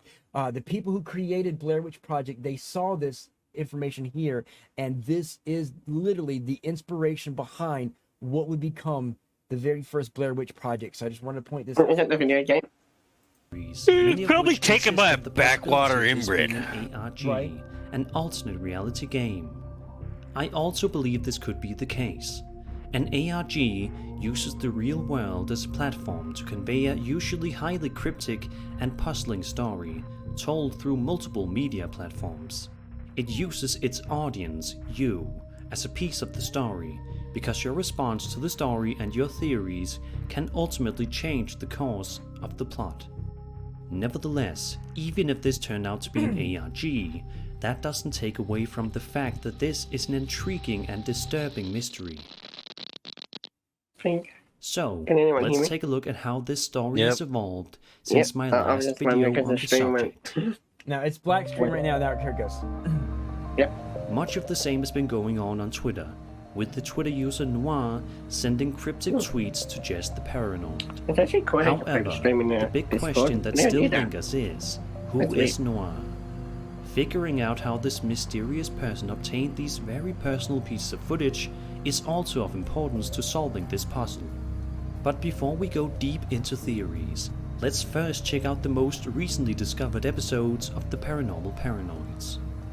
Jess the Paranoid writes on Twitter that she used a toothpaste method for repairing the old CDs that she found in the box of memorabilia, which apparently worked. Following the Mary Talbot video, the next episode is titled Prison Episode and showcases the paranormal Now to paranoids give as you a they little bit of investigate information, an guys, unknown what's going on is these are recent posts, but all this evidence is coming to light from this one person having found this the recordings and stuff of this investigation and these missing people, and they're restoring them and replacing them on Twitter and YouTube. So they're all videos being put back onto onto here and access for everybody to find. Now, a lot of people want to claim, go ahead and automatically debunk this, that it's staged and whatnot, but this is for you guys to decide if it is or isn't. Prison that looks quite abandoned. Riley provides a vague description of the location's history, simply saying that riots, murders, and alleged hauntings all took place there. Very early on, something creepy happens, but it's something that most people probably didn't notice. At about 3 minutes into the video, letters are scrawled onto a dusty mirror, and at first glance, this isn't all that special. But if you're paying attention, you'll notice that the name Mia is written on it. Mia, of course, being the name of Riley's sister. And if that wasn't enough, only a few seconds later, a strange sound is heard.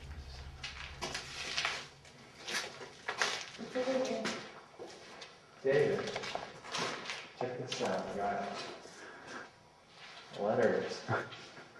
ACJDEP. What is that? Let's find out. No. No. You can find out. See, my thing is that mirror, hopefully the Reapers don't end up like this. Now I'm nervous. No more investigation. Let's see what we have. Well, see, these people they're not experienced investigators, so they don't know what they're doing. They're just They're wearing a random black pair. They're not wearing black What is clothes. that? well, you gotta remember, I was this is just early thinking that. in. This is It early in. almost sounds like someone knocking on a pipe or some sort of metal plate. Later on in the investigation, Riley starts to act quite nervous, They're wearing as white. if That's something not blue. else is on These her are amateur mind. investigators. Something is troubling her. Mm-hmm. So Definitely. we're about to enter solitary. This was the original solitary confinement. For a while in the 1930s, they just threw in cots here and basically let the inmates have the run of this room over here. And then later it was used as overflow. 10 minutes later, a handrail seemingly moves on its own, making some noise. It's unclear afterwards whether it really did move by itself or if they moved it by accident. Only a minute later, Riley suddenly stopped. Okay, real quick. Let me go back to that real quick.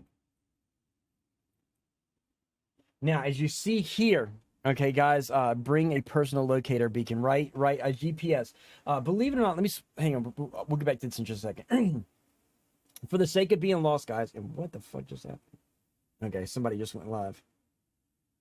Okay, so just so you can understand, cell phones, be it iPhone or Android or LG, okay, no matter what cell phone you have, they have GPS locating capabilities. When you go on investigating, you want to turn on share your location through Google Maps, which actually shares your GPS location.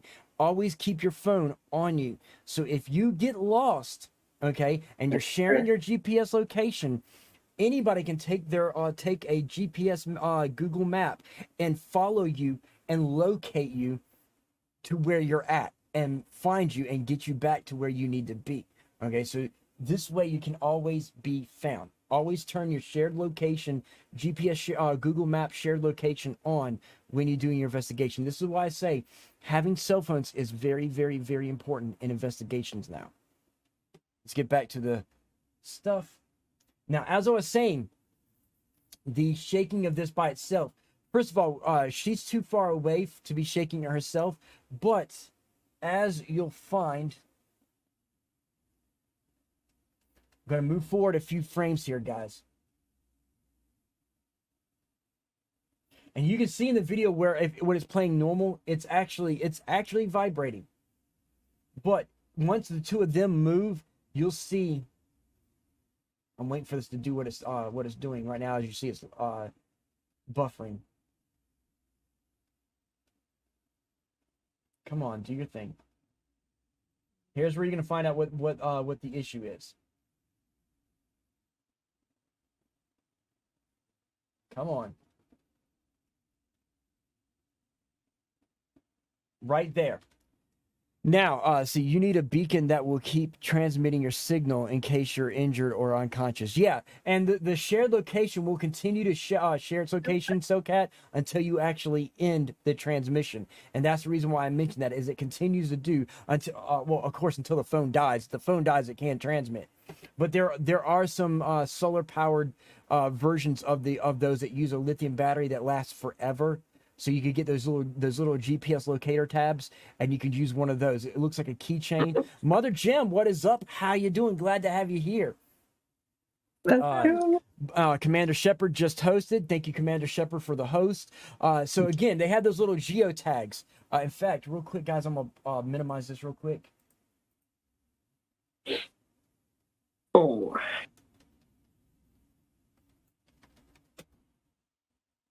See these things right here, these little GPS trackers right here? You can easily get one of these. You can put them as a keychain. It uses a lithium battery. That's cool. And they work with Google Maps, okay? And once you have them set, you can put them on a keychain or anything like that, and you can go off anywhere. And with Google Maps, or the proper software that comes with it, you can easily find these tags and where a person is on them. So there are ways to do it easily, and You have to connect it to your phone. You don't have to connect it to the phone, but you do. There is a software system that you do have to configure it to Google Earth or whatever. Can you Google personal locator beacon? Yeah. There is ones you can, yes. Yes.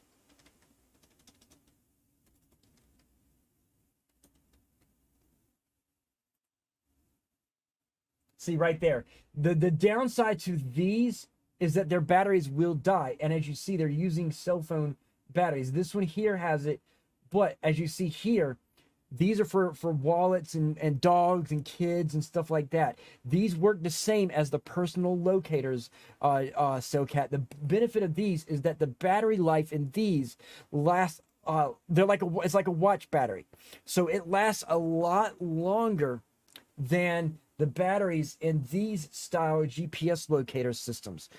These will die after a certain amount of hours. And so using these will last a lot longer. And this way, just in case something happens to you and you get knocked unconscious for days, okay, you don't have to worry about a dead battery dying. You're always going to be able to be located. Say like you're dead, okay, and your battery dies out, or one of these locators. For reference, in 2009, I purchased my World of Warcraft authenticator, and I've never changed the battery, and it still works today. Because it uses the lithium watch battery, correct? Yep. See, so it's better to bypass one of these and use one of those right there. They give off the same signal as these, but they'll last a little bit longer than the batteries of the other ones. So it's better to go with the geo tags than the actual personal big huge locator. Now, but anyway, as you can see here, this girl is leaning against that pole, so the shaking of that pole is nothing more than her vibrating that pole, and it can be debunked. Her thick Pikachu booty. Now, the reason why I'm saying this, this video here, this is when I Google it, they cost between $100 and $300. Right, for that big system, the big systems. Watch. That's a mesh system, though. Right, it's for a mesh system, exactly. If you use the locator tags anywhere, this one here is a Bluetooth one. It costs $8. This one here is $8. These here are $40. This small one right here, which has a lower battery life, is $10. You can go so far as the ones I'm talking about here for $8. This one uses the lithium watch batteries. Here's one that uses the lithium watch batteries and lets you turn them on via remotes. Let me find, here we go. The tile tags, $25. This one uses a battery that's supposed to last for like 10 to 20 years. And this one right here. And so this one right here is one of the better ones. As you see, it has a keyhole for a keychain. So you can place it anywhere. You can sew it into a lining of a clothing or anything like that. So it's $25 for a basic system, and it works. You can even track it with the Amazon, Google stuff right there. They got different ones. They got the puck system for $40. So you got different versions. My suggestion, out of years of experience and battery life, is to go with the tiles the little keychain locators. The expensive ones are satellite locators, I think. Yes, they are, but the downside is with the satellite-based ones like you're talking about, and GPS are all satellite. It's global positioning satellites, so they're all satellite-based. They're all satellite-based. These are all satellite-based. The difference is in the ones you're talking about, like this one here, have a small battery in them that are rechargeable, so they will die. These use a battery that don't need to be recharged and will last for a long time. As Onyx Demon says, his little authenticator still going to this day, and it's been years and years for him. So like spending money on something, like if you're doing a GPS locating, like you're doing a hike, fine, get those personal locators. This one here, however, is good because the battery life lasts longer and it's easier to find, especially if you're, like I said, if you're dead, and if you're dead, you can't recharge your phone battery, you know?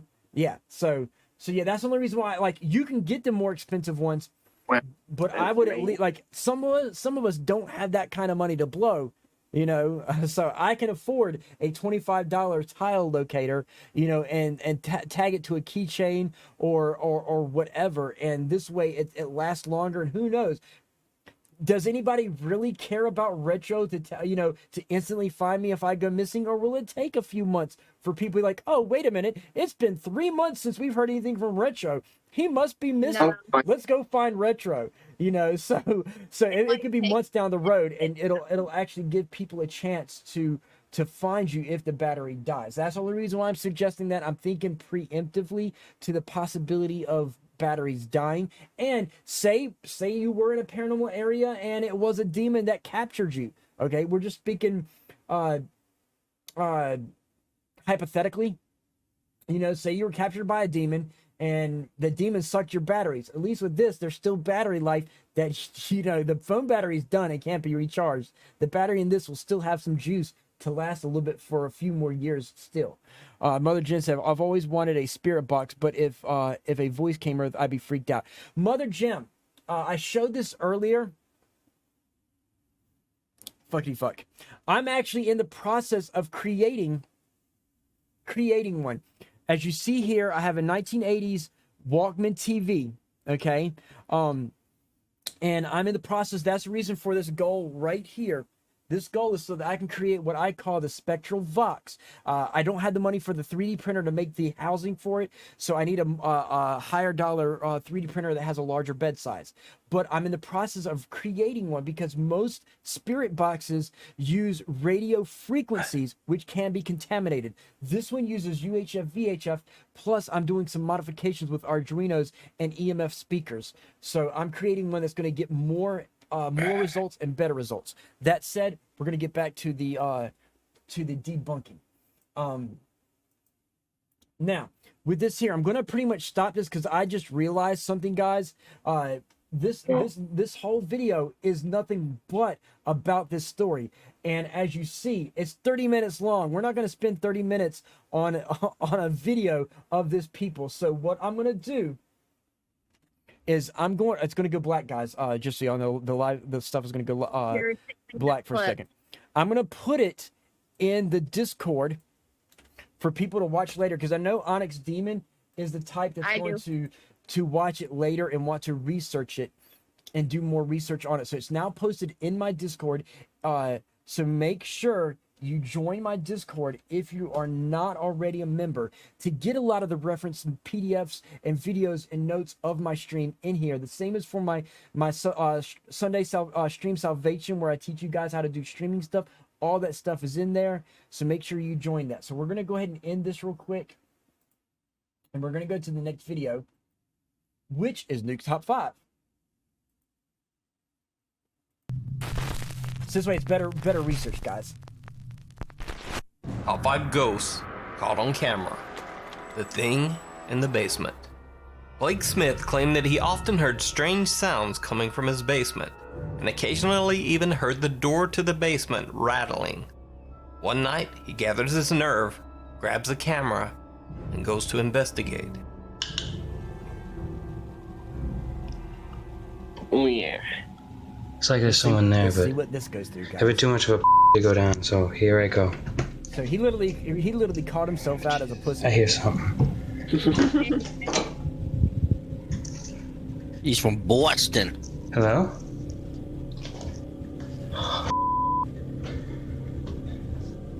Hello? Oh, jeez. Alright. Hello? How come you don't turn the light I don't on, like dummy? this. Right? Turn the freaking light I don't on. like this at all. Whoa, what was that? I couldn't see. It went by too fast. If there was something, Is anyone here? it. They'll replay it if there was. Swear to God, I saw like a white mask or something.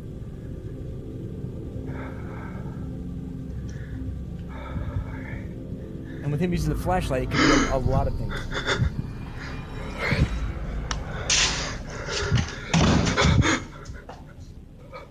Fake as It's on the door. So far the door shuts on him. Well, what's the cum stains on your door for? Right? Hello? Holy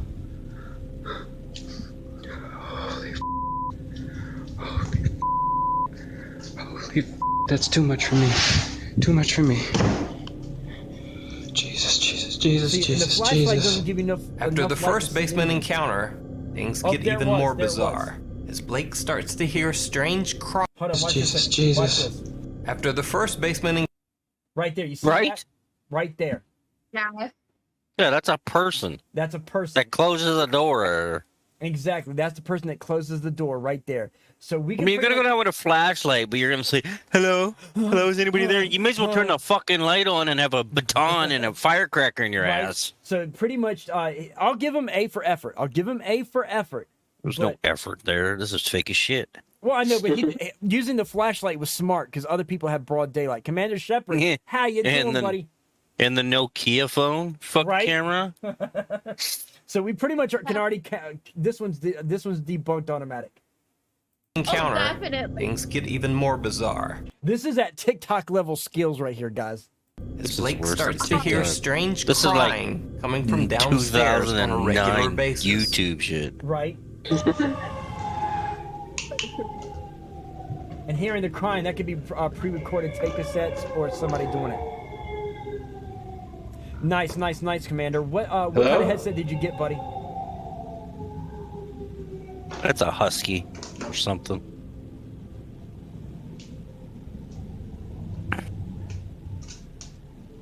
No, I think it's a recording that that someone's playing. Whoever that person was in the robe is playing a recording.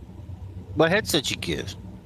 Yeah, that's what I'm Curious. asking. I'm curious what headset he So got. was too. Blake Smith's basement haunted by some bizarre crying entity? No. Or was it all just a hoax? This is definitely. Tell me what you think.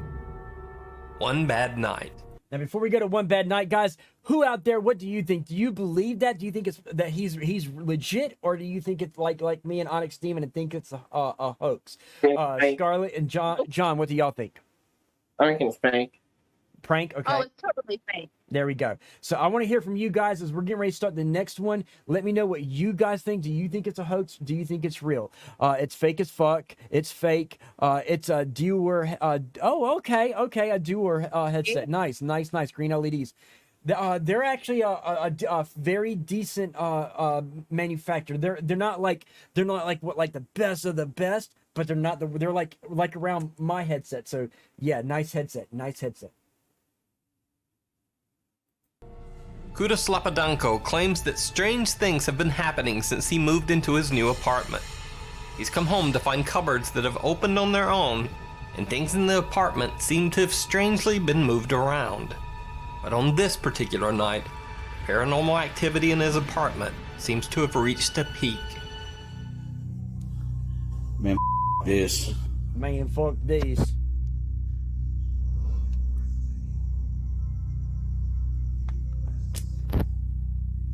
Okay, so he's got people in there like Exactly. Okay, that still can be controlled. right. So far, unanimous vote for fake. Exactly. The other one is unanimous. It's fake. This one here, real quick.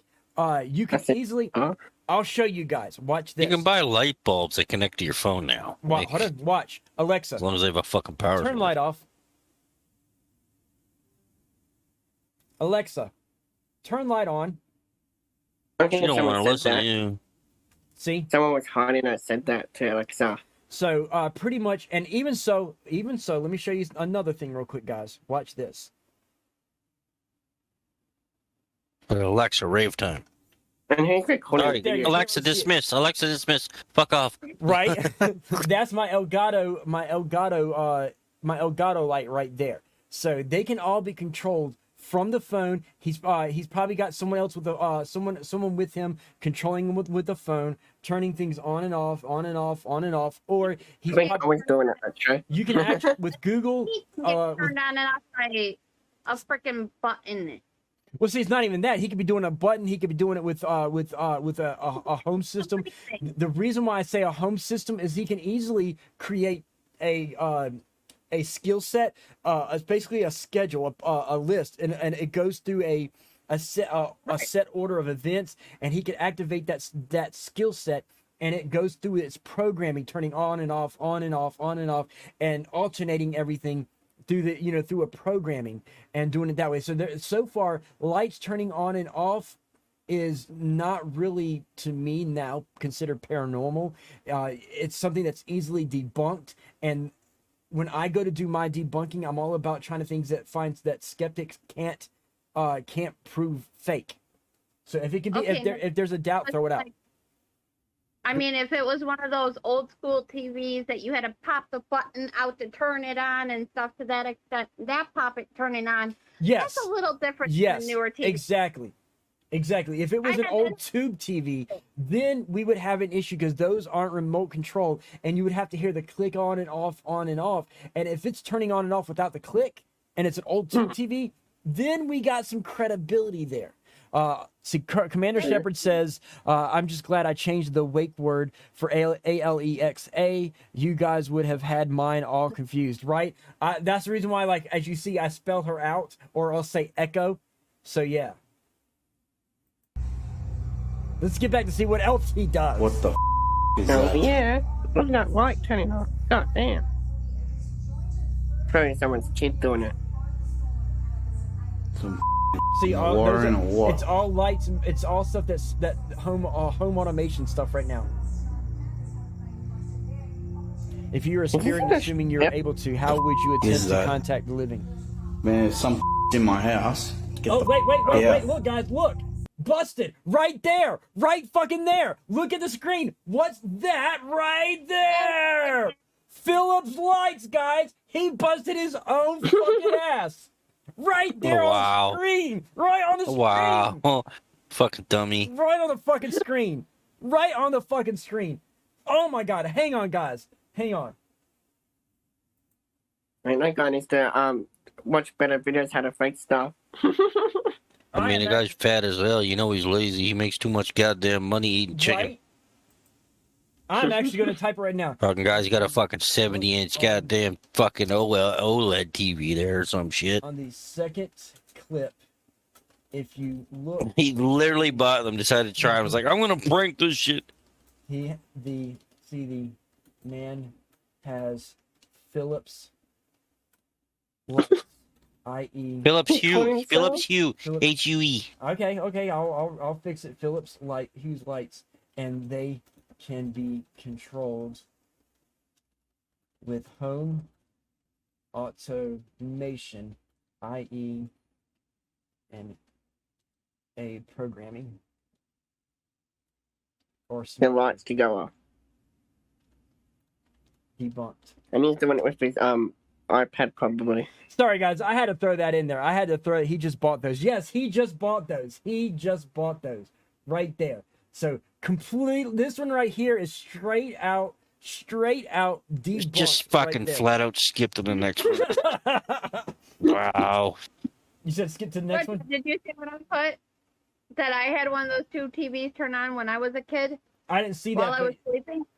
Yeah. I didn't see that, but yeah. Oh, wait. I had one of those two TVs turn on for me when I was a kid. Let me know what you think in the comments. I just did.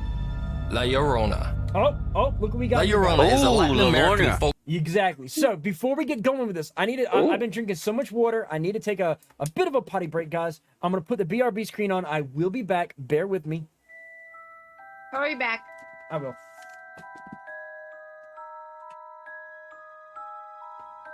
By the way, nice stream yesterday, Onyx. Thank you. You're very welcome. I honestly forgot I streamed yesterday. Yeah, because you didn't put your camera on.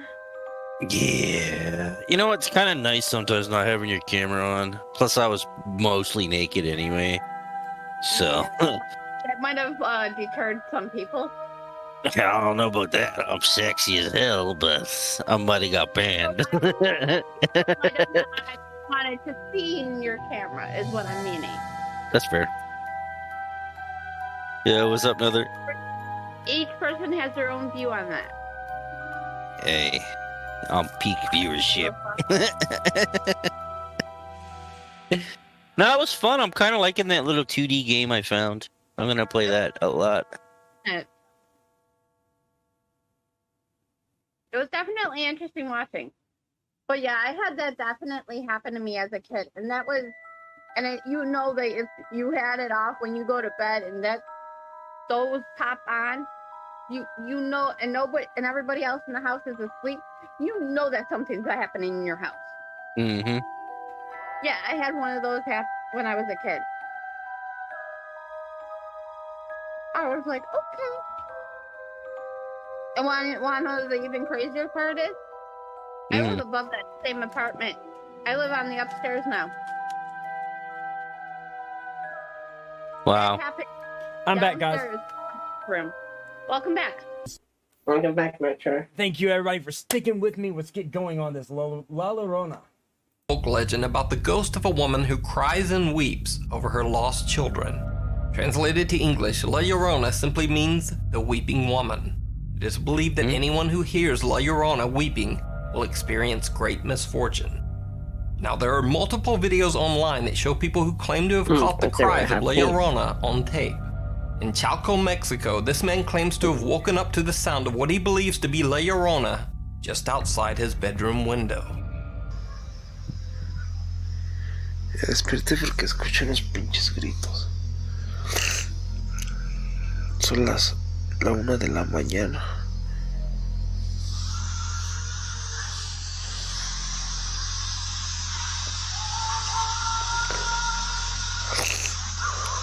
Se escuchan cabrón,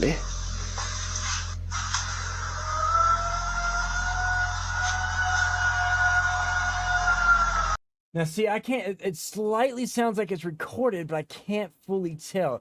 Be listening to the screams to see if it sounds like it's if it's recorded or not to you. I'm listening. I put both headphones on. Pero cabrón. Let me go back a little bit.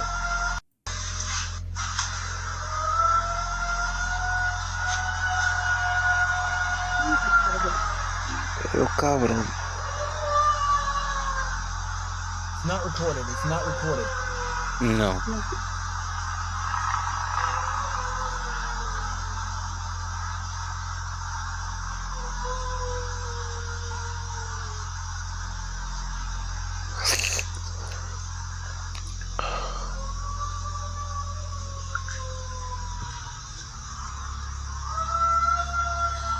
mames. Whatever it is, it's close. ¿Qué pedo? ¿Qué pedo con eso? ¿Qué es? I hear a voice. Now, the Okay, creepiest clip great. of all is this video of a security guard working the overnight shift in a government building.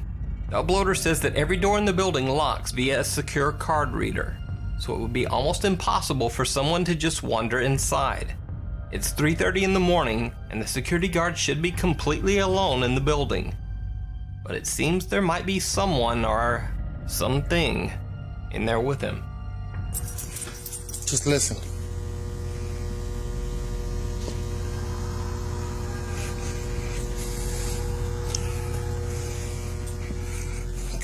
Is it like a scream that I hear it? It sounds like it's distant, but it sounds like the same sound as the earlier This one. place is up, dude. Just listen. Look your head in. And if that would go, that'd be freaky to hear that. Just listen.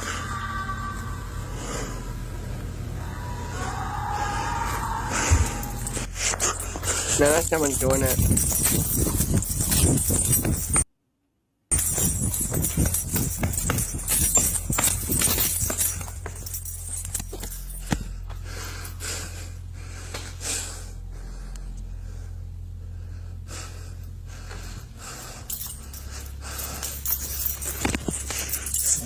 He like bobbed me in the back, dude. I swear to God, dude.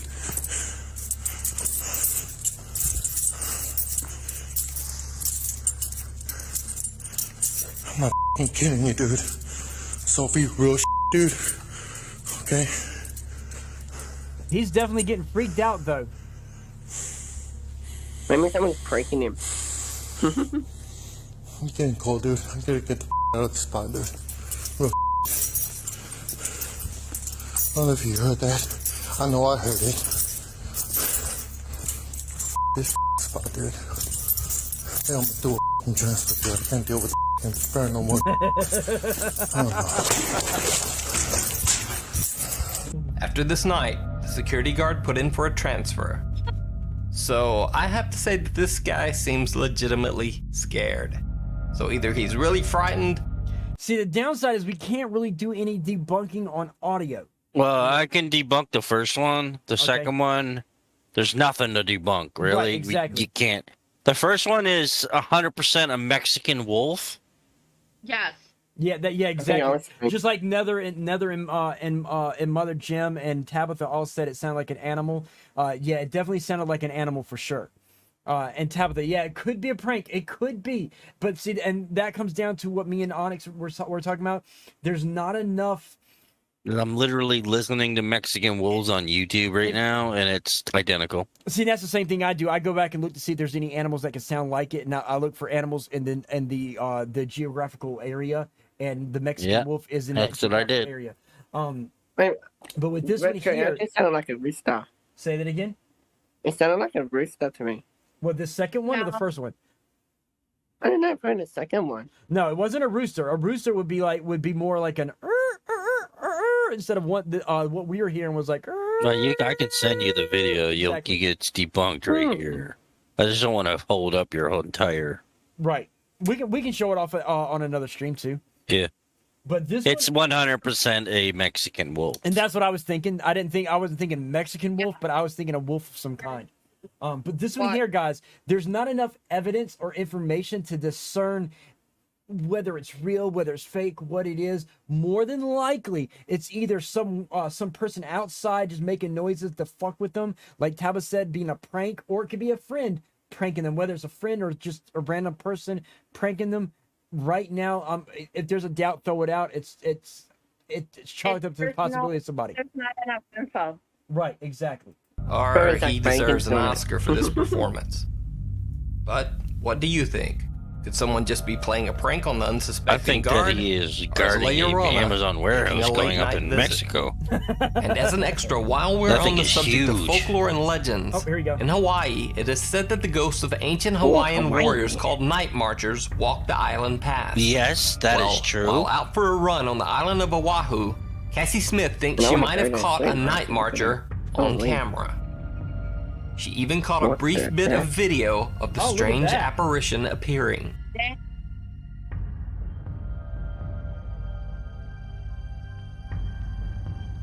Whoa.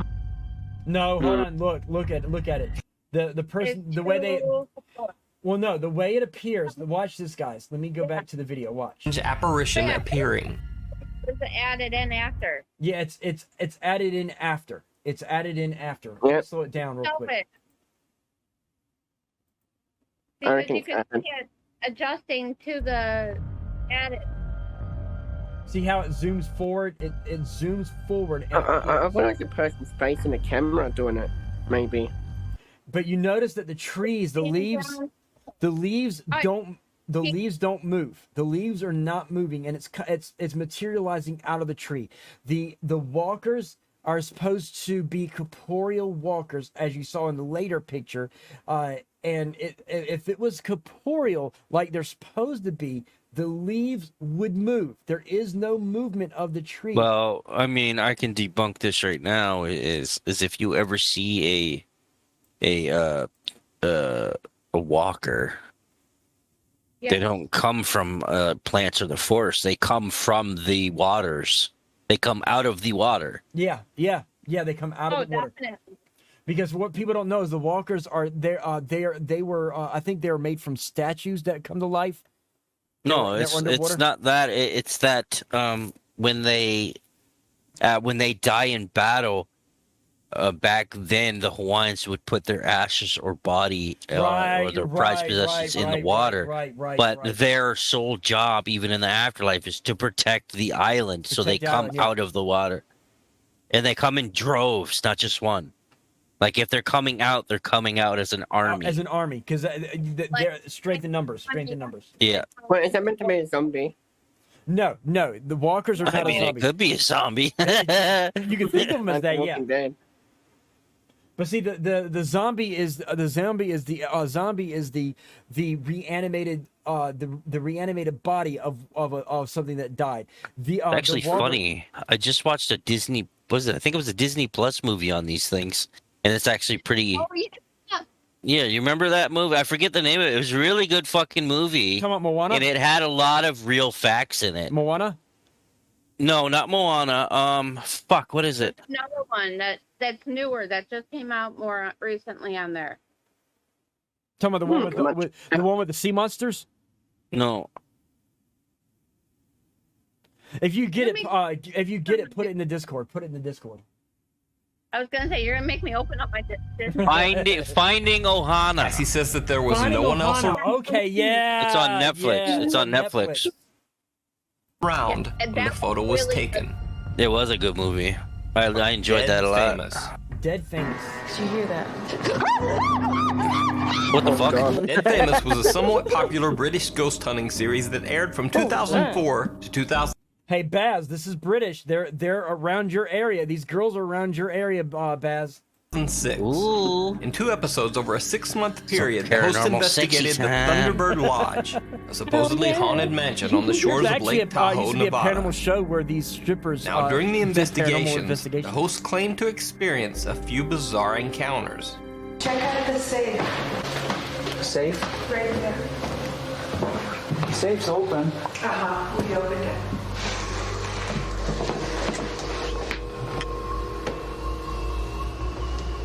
Six months earlier. Is there anything? It's just me. I'm gonna make sure you're fine. Don't worry. Okay? Deep breaths. Deep breaths. Oh So my far, God. Genuinely terrified. She's hyperventilating. She probably saw a spider.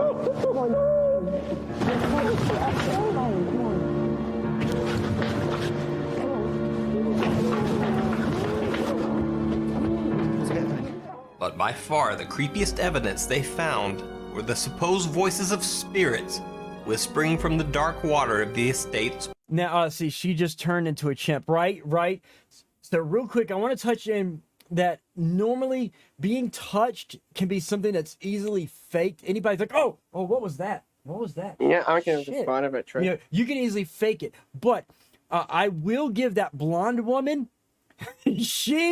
Something definitely had to touch her. Something definitely had to touch her because, like, she got to the point where she was hyper, as Onyx Demon said, she was hyperventilating to the point where she passed out. So she literally passed out, and they had to have other people come in there. So something really touched her and really spooked the fuck out of her. So that one woman being touched, I think that her being touched, I think that was legit. The dude with the camera being touched, that's more 50-50. I don't know the validity of that, but you can tell that woman was spooked over something.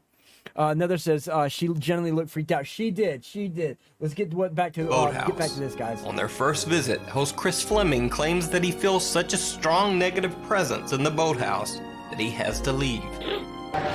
You okay? I'm having a feeling of get the hell out of here. He's having the feeling of get the hell out of here. There is no feeling. You don't feel get the hell out of here. Okay, so I'm not big. I'm not big on that. I'm feeling like I'm not supposed to be here. Okay, I understand you can get feelings. You can feel nauseous. You can feel anxious. You can feel scared. You can feel temperatures. You can feel. There's a lot of feels you can have, but you can't feel get the hell out of here. Get the hell out of here is not a feeling. So I don't trust a lot of times when someone says they're feeling they're getting emotional vibes. I don't trust that. I don't go with that because that's something that can be easily faked. Stillcat said, "What are you talking about? People being touched is the #1 source of proof on Ghost Adventurers." Well, of course, you know it's Ghost Adventurers. I get the hell out of here feeling every time I'm at work. Well, I'm sure even Onyx Demon gets that. The feeling it does not want to be here. It doesn't want me here. I get the feeling it doesn't want me here.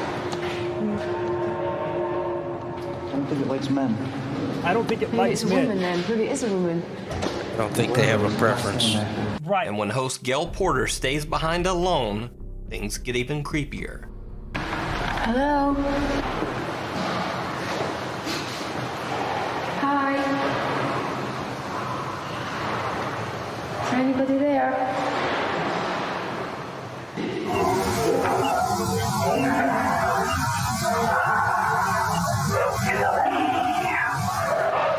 Can we get out now? Now that was Can we get out now? Right, I've had enough. That was real EVP, guys. Okay, you heard how robotic the regular audio was, but how clear the other audio is. That's real EVP. Okay, what you hear, it's different from what you would hear from most people who claim to get EVPs and what you would hear on Ghost Adventurers. This is not something you would hear on Ghost Adventurers. So that is what one of the many ways a real EVP would sound like compared to what you would get on Ghost Adventurers. Just gonna point that out. When Chris Fleming returns to the boathouse, whatever seems to be talking to him isn't any friendlier. You guys ready to go back in there one last time? Yes. Okay, let's go. And as you see the link in the store, don't forget my merch, guys.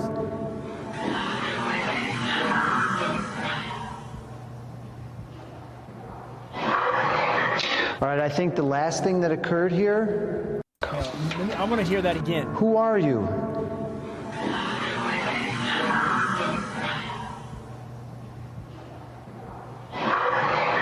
All right, I think the last thing that occurred here was some happiness.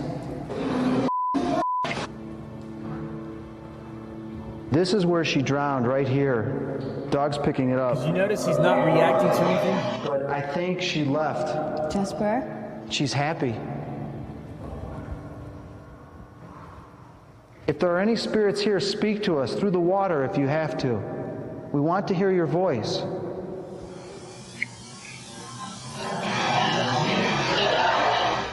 Now, whether the ghostly voices are real or not, it certainly seems that the hosts just don't get them.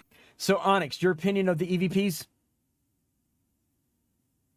Way too much energy, way too much conversation, way too many syllables. It's fake. See, take up that much energy. For that one, yes. The one with the female, like I said, I think the one with the female is legit. The one with the male wasn't. Because you notice that they sounded different. The dog seems too chill. Exactly. The dog seems... Horoscope, what's up? What's up? What's up? But yeah, the dog seemed too chill, didn't see anything, and animals can usually sense and see things. Okay? The EVP with the female... Go ahead. The dog would have sensed it and would have reacted. Correct. So the EVP with the female, that was legit. The one we heard with him, it was like he put too much pause. But he would talk and pause, and then there was the EVP. Talk, pause, EVP. Yeah, so that's a Ghost Adventurer trick right there. That's post-production EVP. Is it fake? It's half and half. It's half and half. All I got off Onyx was I'm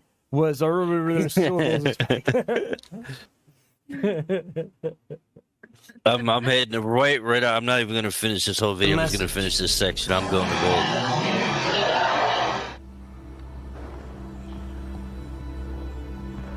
The water's a lot more peaceful than it usually is. Yeah, it is. It's a lot more peaceful in here. How do you feel, Gail? Nothing. Feel peaceful? Yeah. So do I. I think our job's done. I think our job is done. Basically, what that means is they don't have any more pre-recorded EVP to do, and they're telegraphing that the end of the show is about to happen. So yeah. Yep. So I'm gonna pause it here. Onyx, your opinion, 50-50, 50-50 real and fake, all fake, what? I think it's all fake. If they fake one section, they fake the other one. And see, that's what I say. The EVP may have been real, but it could have been EVP that they real EVP they gotten from somewhere else and post produced it in. So, but it was EVP edited exactly. Why did they do the music over it exactly? So it's been edited. So yeah, it's fake. They may have used real EVP and edited it real EVP in. But just because you're using real EVP doesn't make that the real EVP that you got from that location. It means you took real EVP and put it in. Hell Monkey to hide the EVP voice saying thank you. Fuck, this is over. So with that, we're gonna continue on. Onyx, you go ahead and call it a night, and I'll talk to you later. For those who don't know, Onyx is actually an hour later than me. So for me right now, guys, it is 9:20, almost 9:30. For him, it's 10:30, and he works his ass off. So thank you for being here, Onyx, for what time you're here. Cheers, guys. Yeah, no worries, man. Cheers, guys. Have a good night, everybody. Have a good night, Onyx. Thanks for having me. And we're going to continue on, guys. Yes, sir. Having you here. What was that? Yeah. Yeah. Onyx, it's always a blast to have Onyx here. Exactly. So were these ghostly voices calling out from the water, or just bizarre, over-amplified background noise? You decide. Exactly that. Get Out. One of the oddest ghostly tales from YouTube is the story of Joseph Chancelmay. Joseph first posted to YouTube in 2011, making the strange claim that his apartment was haunted. I've had some kind of weird stuff happen in my apartment here lately. My girlfriend's out of town. Now this guy right now is already, he looks like he's doing bad acting. Strange stuff. Things aren't where it's... And I'm sorry, but he looks like he could. I didn't know. I told you, but I got my Supernatural Complete series. Nice horoscope. Nice. Now, real quick, guys, no joke on this. I'm gonna switch the screen for just a brief second here, but this guy looks like he could be like my son, my brother, a family member. Like, no joke. Give me a second, and I will show you. I wouldn't doubt it. No, I'm not joking. Watch this. Give me just a second, guys. So.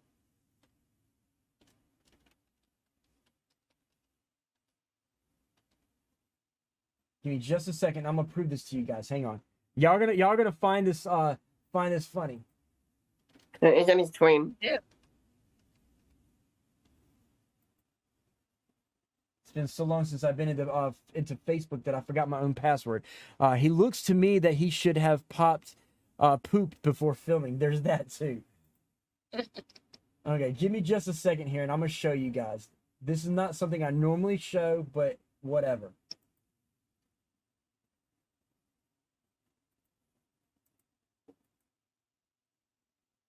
Wow. Hush, don't say nothing. Don't say nothing yet. I'm not saying nothing. I won't say nothing. What? I won't say that. I'm Holy leaving, crap! Landed at a 93.73. Look at you! You almost got a 100. Holy crap! I wasn't paying attention. I'm trying to find a certain picture, so bear with me, guys. Wait, is that you, Retro? Yes, it's me. We're gonna switch back real quick, guys. Here we go. Okay, now. And there we go. So look at this picture. This is a young Retro, guys. This is young Retro. Okay. This is young Retro, guys. Okay. Now look at this. Look at this beautiful face here. Look at this beautiful face here. Okay. And as y'all, yes, I have a tan. I have a natural permanent tan, guys. Okay.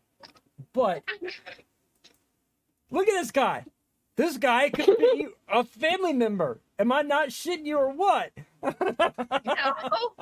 And by the way, Darklight just knocked his leg on the coffee table and he's laughing. Laughing and hurting at the same time.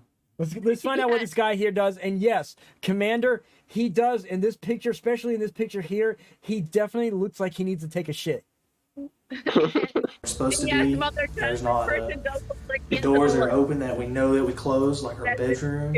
Leave my mullet alone. It was weird that was the '90s. That was a skater cut. So, Joseph posted videos that he claimed showed paranormal activity in his apartment for the next 2 years.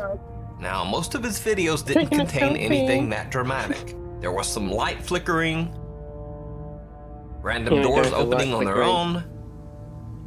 Somebody could be on the other side of the door. And some things thrown out of a cupboard. That's strings. Oh, I'm all about the 80s and 90s, Mother Jim. I'm all about the 80s. But the most bizarre paranormal activity seemed to occur in his bathroom. Many nights, Joseph would wake up to the sound of his bathroom faucet being turned on. What was that? Even though no one was There was a inside. ball of light when the cupboard moved. Yep. Somebody on the other someone side of the said door flicking the lights on and off. Richard was a handsome young devil. Why, thank you. Retro used to do some modeling and some other stuff. I would go ahead and admit, Retro used to be a web stripper. That I would leave it there. He couldn't have his phone on it in his hand. You ever see the water faucet came on, which means somebody's working strings or something inside, so somebody else is there.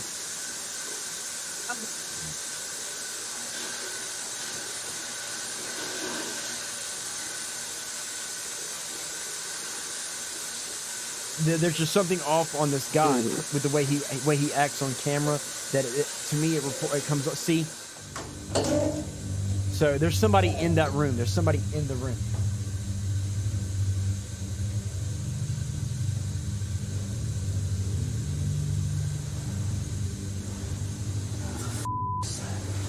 And Commander, as far as orbs, it's hard to discern orbs on camera or off because you'd have to physically see it in your presence and not just on camera. Go camera, guys. Exactly, I saw it too, Hell Monkey. I saw the frame skip too. Definitely did. So, Hell Monkey caught the frame skip. There is a frame skip, which means that the camera was paused and then restarted again. Okay, or there was some non-linear editor like Adobe Premiere, and it was spliced. And what happened was that in the video that they did cut it from the original one. Right, but still, even if they cut it, that would mean that it could have been him that cut it as well, because of the fact that there could have been somebody in there, and when they cut it, the person could have left out, and that's where that frame skip was. And the other orb above him, Commander, like I said, that may have been a bug or dust, and the light reflecting back. For it to be an orb, it has to produce its own light and be seen physically without the camera. So if it was a light in the room and an orb, that light should evoke him up. And like, I'm sorry, I don't care how asleep you are. If an orb is in the room with you and you got this light above you and it's brightened up on your eyes, you'll wake up. It could have been dust. And there's gonna be nobody in there. Failed?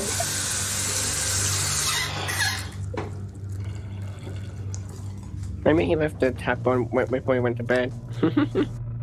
So Joseph decided to set up a camera to film his bathroom sink overnight.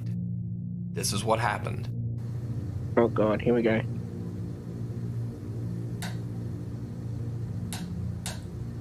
And why did he leave his door open this time? Hang on.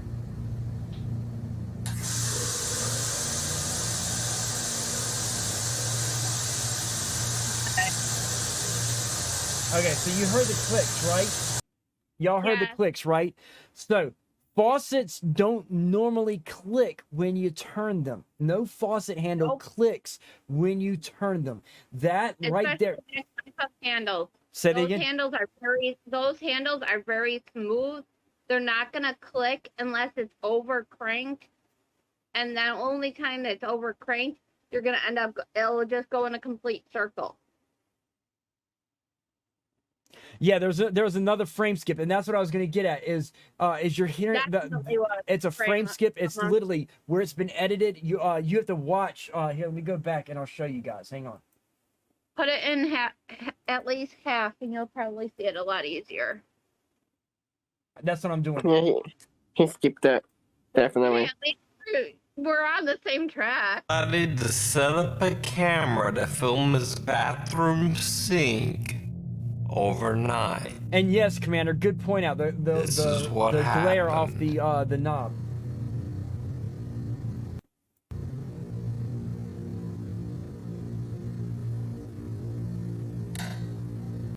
So see there, so there's one click there, and you see the light reflection change on this here. What this is indicative of is when that says fishing twine clanking on wall when tugging. Exactly. And these lights are in time with the clicks as Commander's doing. So it's either an animation, a stop motion animation, or like Onyx Demon said, there's string or twine tugging on it, and if it's really tight on there, you can pull it from another like they're up on the top of the door. There could be a hook up there that's being pulled, and it's causing it to rotate. And either way, that small rotation is showing that the light changes. The light changes is either from what Hellmonkey says, frame skips, or the aberration of the string. The string is moving over top of the light, causing the light to fluctuate. Because here's the thing: if there was no string or there was no stop animation, that light should not flicker in any way. No matter how much you turn it, that light should stay the same. It should stay constant. There should be no flicker in the light reflection. Okay, because of the light reflection, either there's stop animation or there's a string that's cutting in front of the light, blocking the light in some way. So that right there shows that this is not a normal turn. And if it was paranormal or a real person turning it, the light would not have been obstructed in any way.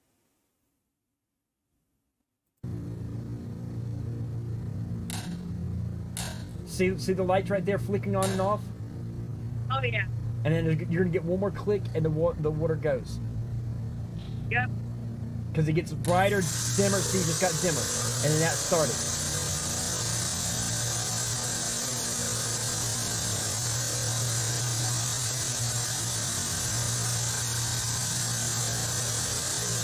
Exactly, Scarlett. Exactly.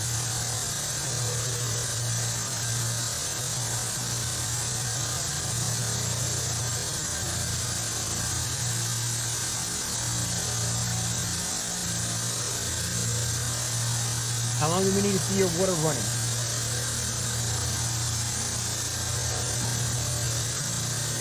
Notice the camera's moving? Okay. There's movement one.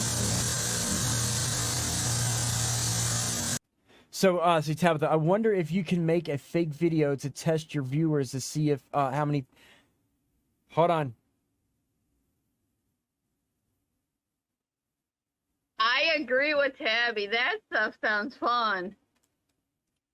That sounds fun. Challenge accepted, Tabitha. Challenge accepted. Challenge accepted.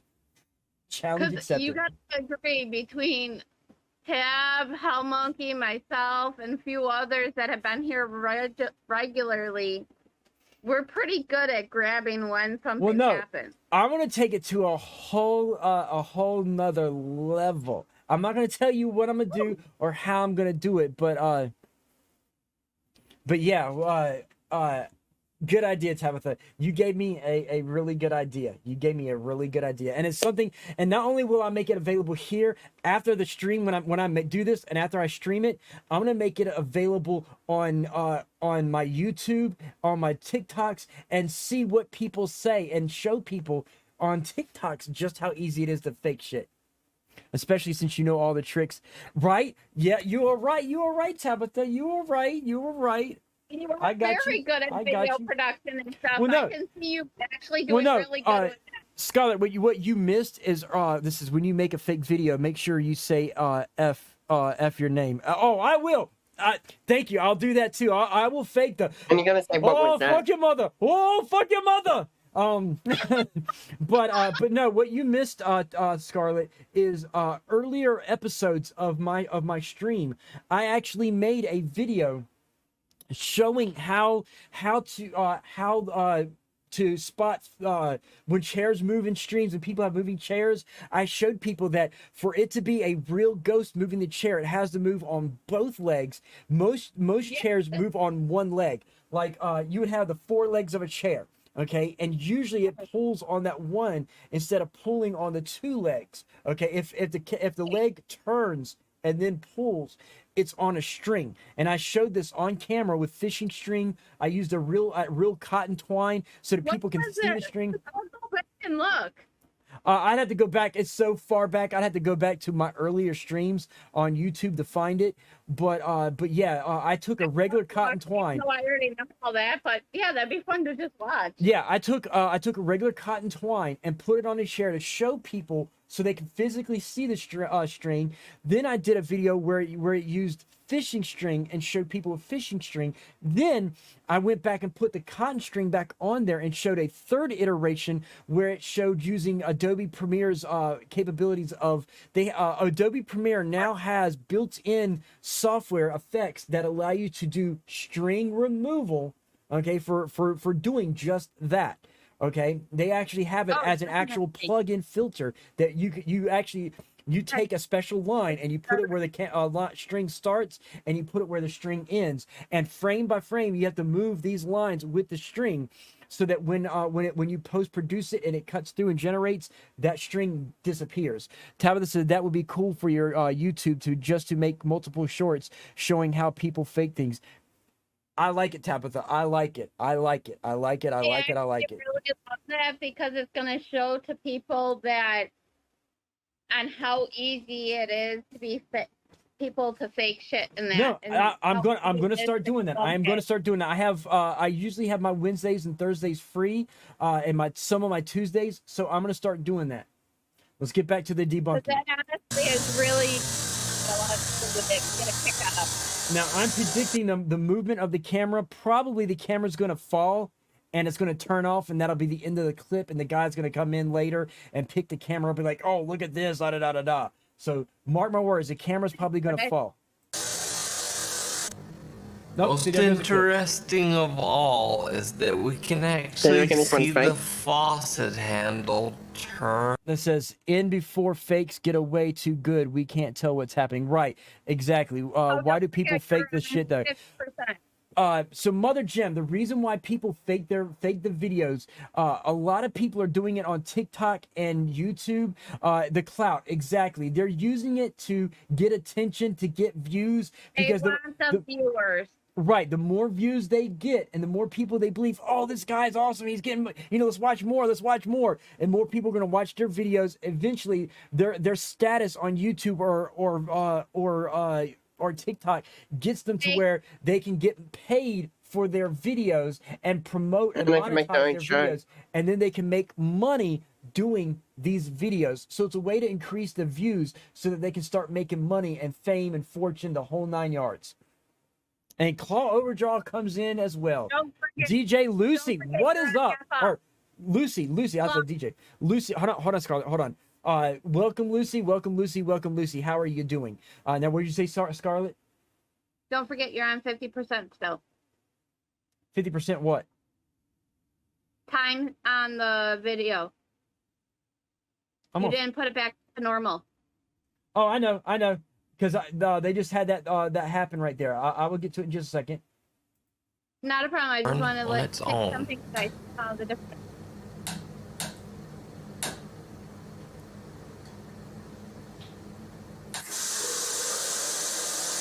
Oh, it's totally annoying, Mother Gem. It's totally annoying. So many times in these videos, people. Okay, hang on. Hell Monkey says also, Surf, on some older faucets, you may be able to turn the mechanism from under the sink, and you are correct. A lot of the older ones from the 80s, and they're literally, guys don't understand this. Some of the faucets from the 80s to today, some of the cheaper faucets have never changed their look. They've changed, their mechanisms have changed, but the looks haven't changed. So that could be an older one, like Hell Monkey says. So good catch on that one, Hell Monkey. People will ask in the comments, so if the place was haunted, why didn't he just leave? Well, that's actually what Joseph did. He left. I got some good news. Good news is he's got that good reaction from North Carolina. My old one. So, anyways, obviously I can't film real ghost videos because I don't have a real ghost. So, Joseph Chancelmain never posted another video after his move to the new apartment. The ghost videos he recorded are still on his channel and have millions of views. See, probably what he did is he probably faked those. Probably not for views. He probably faked those so that he can have video evidence to get him out of a lease of the apartment because he wanted to move, but he was under lease. And with the having paranormal activity, oh, I don't feel safe in this house. I don't feel safe in this house. I need to move out. And it gives him a reason to get out of his lease. So that could be. Just saying. So, was it all a hoax? And if it was a hoax, why would Joseph simply quit YouTube after he moved to his new apartment? Let me know what you think. Because he was trying to get Thanks out of the for lease. watching. For even more new videos and stories, be sure to check out this week's Facebook extras at facebook.com. Oh, y'all don't need to see little retro. And then there's the retro. So here's the thing. As Mother Gem said, yes, ladies and gentlemen, I had a skater cut. For those who don't know, this is retro right here with a nice 80s skater haircut mullet. Penguin Ice, what is up? What is up? And if you notice, if you know your skater stuff, I'm wearing a Vision Streetwear shirt from the 80s. Just kind of pointing that out there. As my dad says, can't sometimes hardly always never tell. Right. So now y'all got to see young retro, guys. Y'all got to see young. Look at this. Yes, I got natural curls. I have naturally curly hair, everybody. So do I. I'm used to it. It's a pain in the ass. See you look awesome with that mullet. Thank you. Did you ever have a bowl cut in the 90s? Yes, I had bowl cut. Hang on one sec, guys. Let me switch screen and I'll show you some more. Richard. Yes. Would you ever grow out a mullet? No. My nephew, my youngest nephew, right now has a mullet. But no, I never grown. Said something to me about that. So bear with me, guys. You're gonna get to see some more old retro photos. Hang on with me for a second here. Let's see. I want them to see some old school retro photos. Bear with me for a second.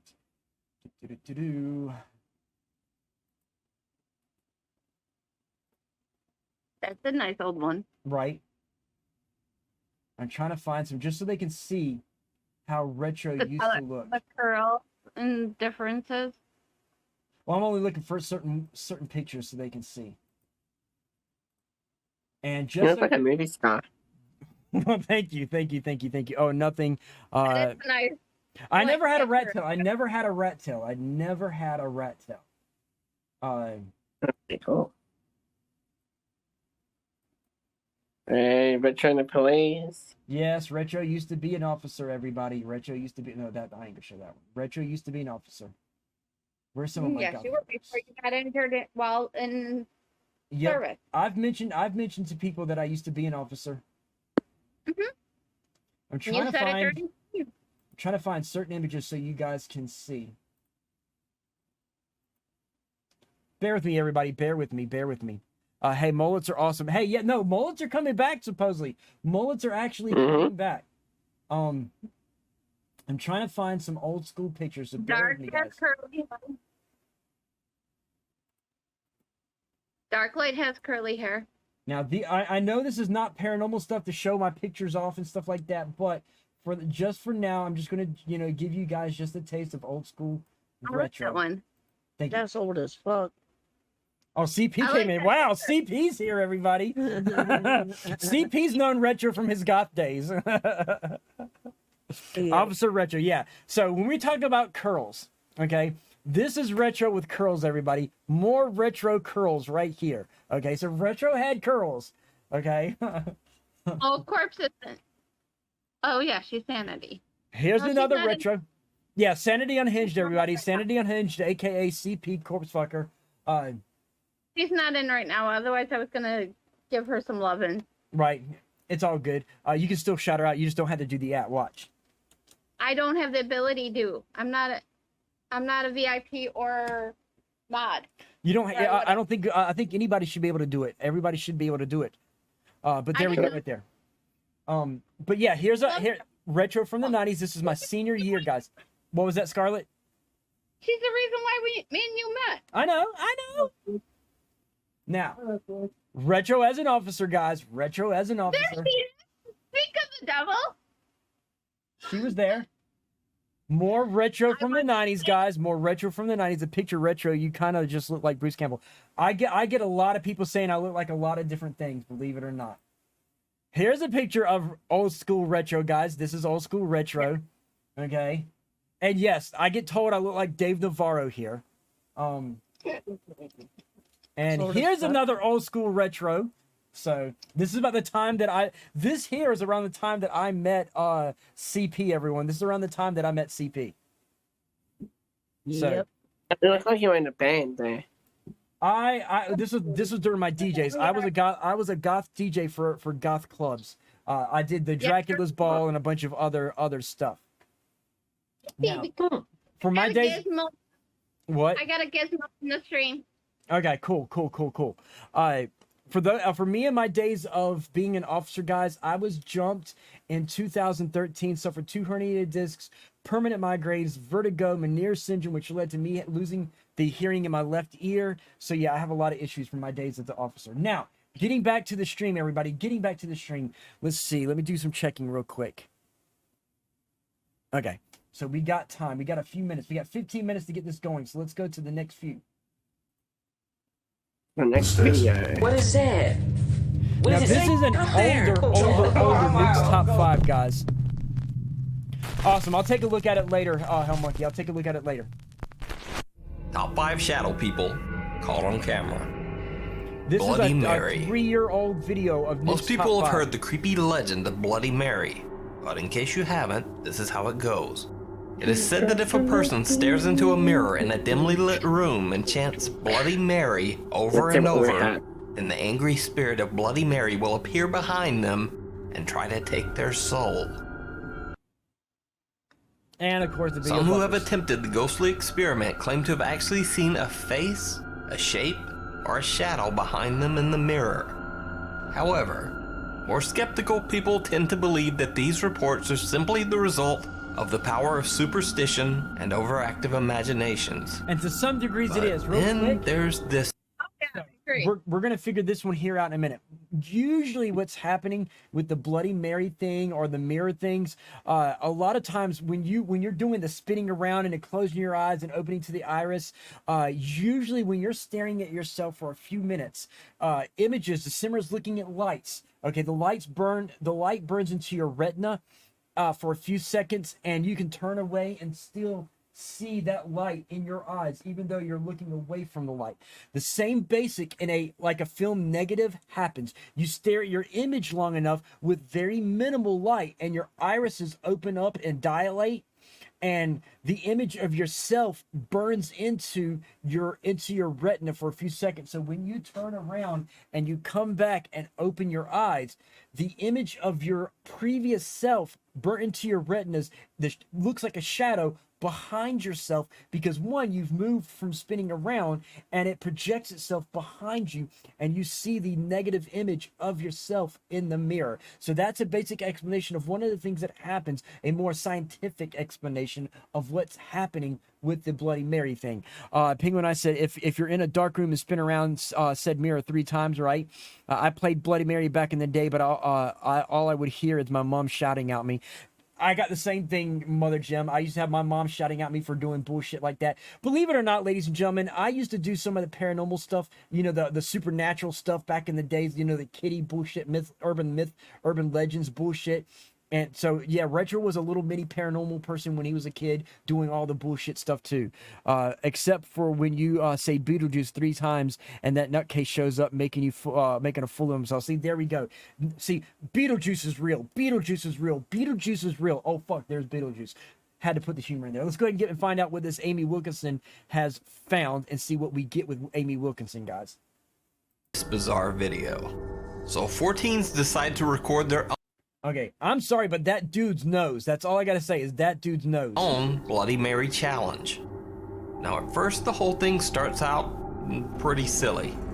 The teens start making wacky claims about the evil supernatural power of iPod song counts. Hey, yo, what's up, man? It's Trey. We doing this Bloody Mary. This proves if it's really real. Earlier we did it, and we saw a light, an arrow on the wall that wasn't there. And what's your name? Miguel. Miguel. His iPod, when he came here, it said he had 643 songs on it. We just looked at it, and now it says 666. So some real shit weird going on. Go ahead. Then they begin their experiment, with all of them chanting Bloody Mary into the mirror. Are y'all ready? Alright, go ahead. Bloody Mary. Bloody Mary. Bloody Mary. Bloody Mary. Bloody Mary. Dang. Bloody Mary. Bloody Mary. Bloody Mary. As you might expect, nothing happens. But then they try again, this time moving a bit closer to the mirror. And things get a little strange. Now, on the count that we are going to get close John to the sink. MCT, Put our hands what on the is seat, up? look directly in the mirror and say Bloody Mary 5 times. 1, 2, 3. Well, first of all, he's saying you have to say Bloody Mary 5 times. That's incorrect. The actual myth is you're supposed to say Bloody Mary 3 times and you're supposed to spin around. They didn't spin around and they're saying it 5 times instead of 3. So that pretty much right there debunks their whole thing right there. John MCT, glad to have you here, buddy. Glad to have you here. Bloody Mary. Come on, Daisy and Mark. Bloody Mary. Bloody Mary. Bloody Mary. Bloody Mary. Bloody Mary. There's something behind us. So that's your is that what the heck is that? Oh, that's not your head. What is it? Miguel. Miguel. Oh, that's his head. No, on the camera. On the camera. What the f? What the hell? Mark, come look at this camera, Joe. There's nothing there. What the heck is that? Turn back off. Turn back off. What is that? What is that right there? That light on. Turn it on. What is it? Up there. Okay, so what they're seeing is this is retroactive. You show your show get supernatural show of you own what you show get a supernatural show. Oh, I should get a supernatural show of my own. Yes, I would love to have my own paranormal show on a network, teaching people how to do the proper paranormal investigation versus the bullshit that you've seen on TV like Ghost Adventurers. I would love to have an actual aired network show of my own, Penguin Ice. Now, what they're seeing, let me go back a few ways to show you. They're looking at this spot on the wall, how 1 minute it's there and next minute it's not. Okay, just to explain something to you, they're using a night vision camera. Ghost Trainer, something like that. Yes, Hell Monkey. And trust me, if I get this show, I will pull Hell Monkey, Onyx Demon, and a few certain people in with me so they can get paid money for helping me investigate. Okay, because I'd want certain people to who actually know what they're doing in here. I want certain experts of the field, basically, certain experienced people in the field. Now, back to this right here, guys. That black spot on the wall, the reason why it's there when you are right now, and then when they turn the lights on, you don't see it. What's happening is the night vision is very similar to ultraviolet, where it picks up certain things. Ultraviolet picks anything up like body secretions. It can pick body secretions up. With what you're seeing here, it's like, and this is proven, okay? Look into what is called PF filters, okay? And I'm actually going to show you right here. Instead of just doing it, let me show you right here. Watch this. Night vision PF filters. Oh, it's so easy to take. Well, see, there's a reason for this. As you see, they got the night vision filters right here. Now, what can you do with night vision filters, ladies and gentlemen, you ask? And you can make your own. Watch this. Watch. DIY. Oops. DIY. It is the easiest thing to make a DIY night filter. Yep. And you can find stuff. Now, doing the night vision filters, what a lot of people do, if I can find an image to show you. well, using film negatives. There we go. As you see here, they're using exposed film negatives to create a an OF or PF filter. What does this do, you ask? Well, guess what?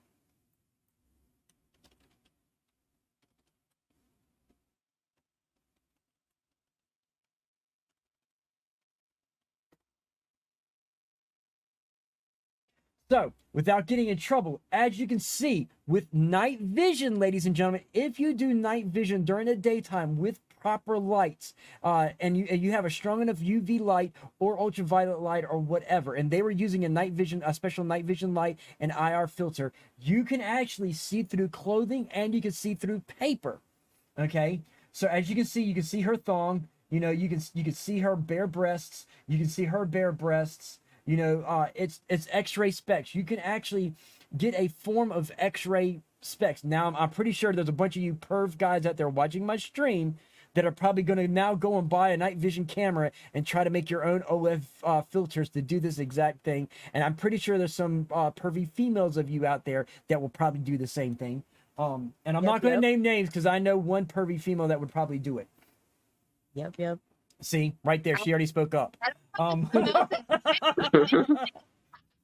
was that? What was that, Scarlett?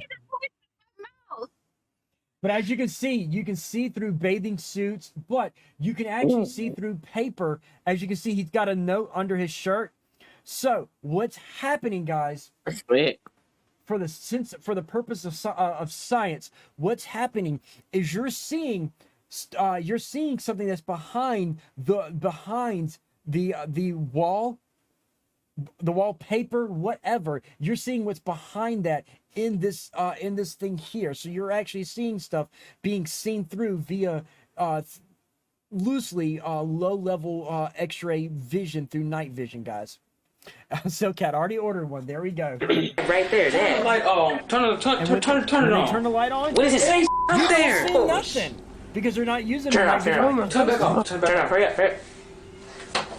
Man, I need to go back to grade school. Turn the light on. Turn the light on. What the? By the final time the group flicks the lights off. Hold on, watch this. Even so, because if you see where the light was, what you're seeing right around here is where where it was happening. It wasn't happening up here because they kept moving the camera down and you would see it. They kept moving the camera down and you would see it. Look at this right here. So wherever this is where that object is. We'll go back and I'll show you. Now keep an eye on the object beside his head here, guys.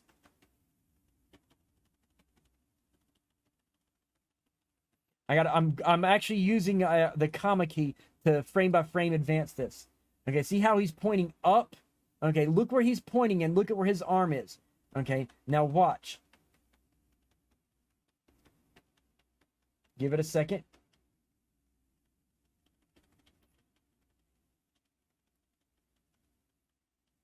If I can get back, I didn't know it was moving that fast. That was a little too quick. Now look where their heads are and where the camera is. Yup. Now, see where that's at right there? Okay, see where the camera's at? Now watch this. He turns it off? No, watch. See how the camera's moving? It's okay. Takes a photo. So where he's looking at is right here, and you can see it right now. If you look really good, right here, right diagonally, and this is the reason why I said where his head's at. You can barely see it here. See this object right here by his head? If you look, it's in the bright proportions. What you're seeing, you're actually seeing the from where his head's at. And I'm doing this for what's called triangulation, physical or visual triangulation. It's where the light is reflected. Exactly. There you go. There you go. So what's happening is with UV, the light is reflecting, creating a negative image, allowing you to see what's behind the wallpaper, okay? Creating a brighter source to see that. It's creating a brighter spot of what's behind the wallpaper thanks to the brighter spot of the light. What the? By the final time the group flicks the lights off, Whatever the shadow might be, it seems to be spreading further up See how onto it the moves ceiling. when it moves with Hurry up, hurry up, hurry camera. up.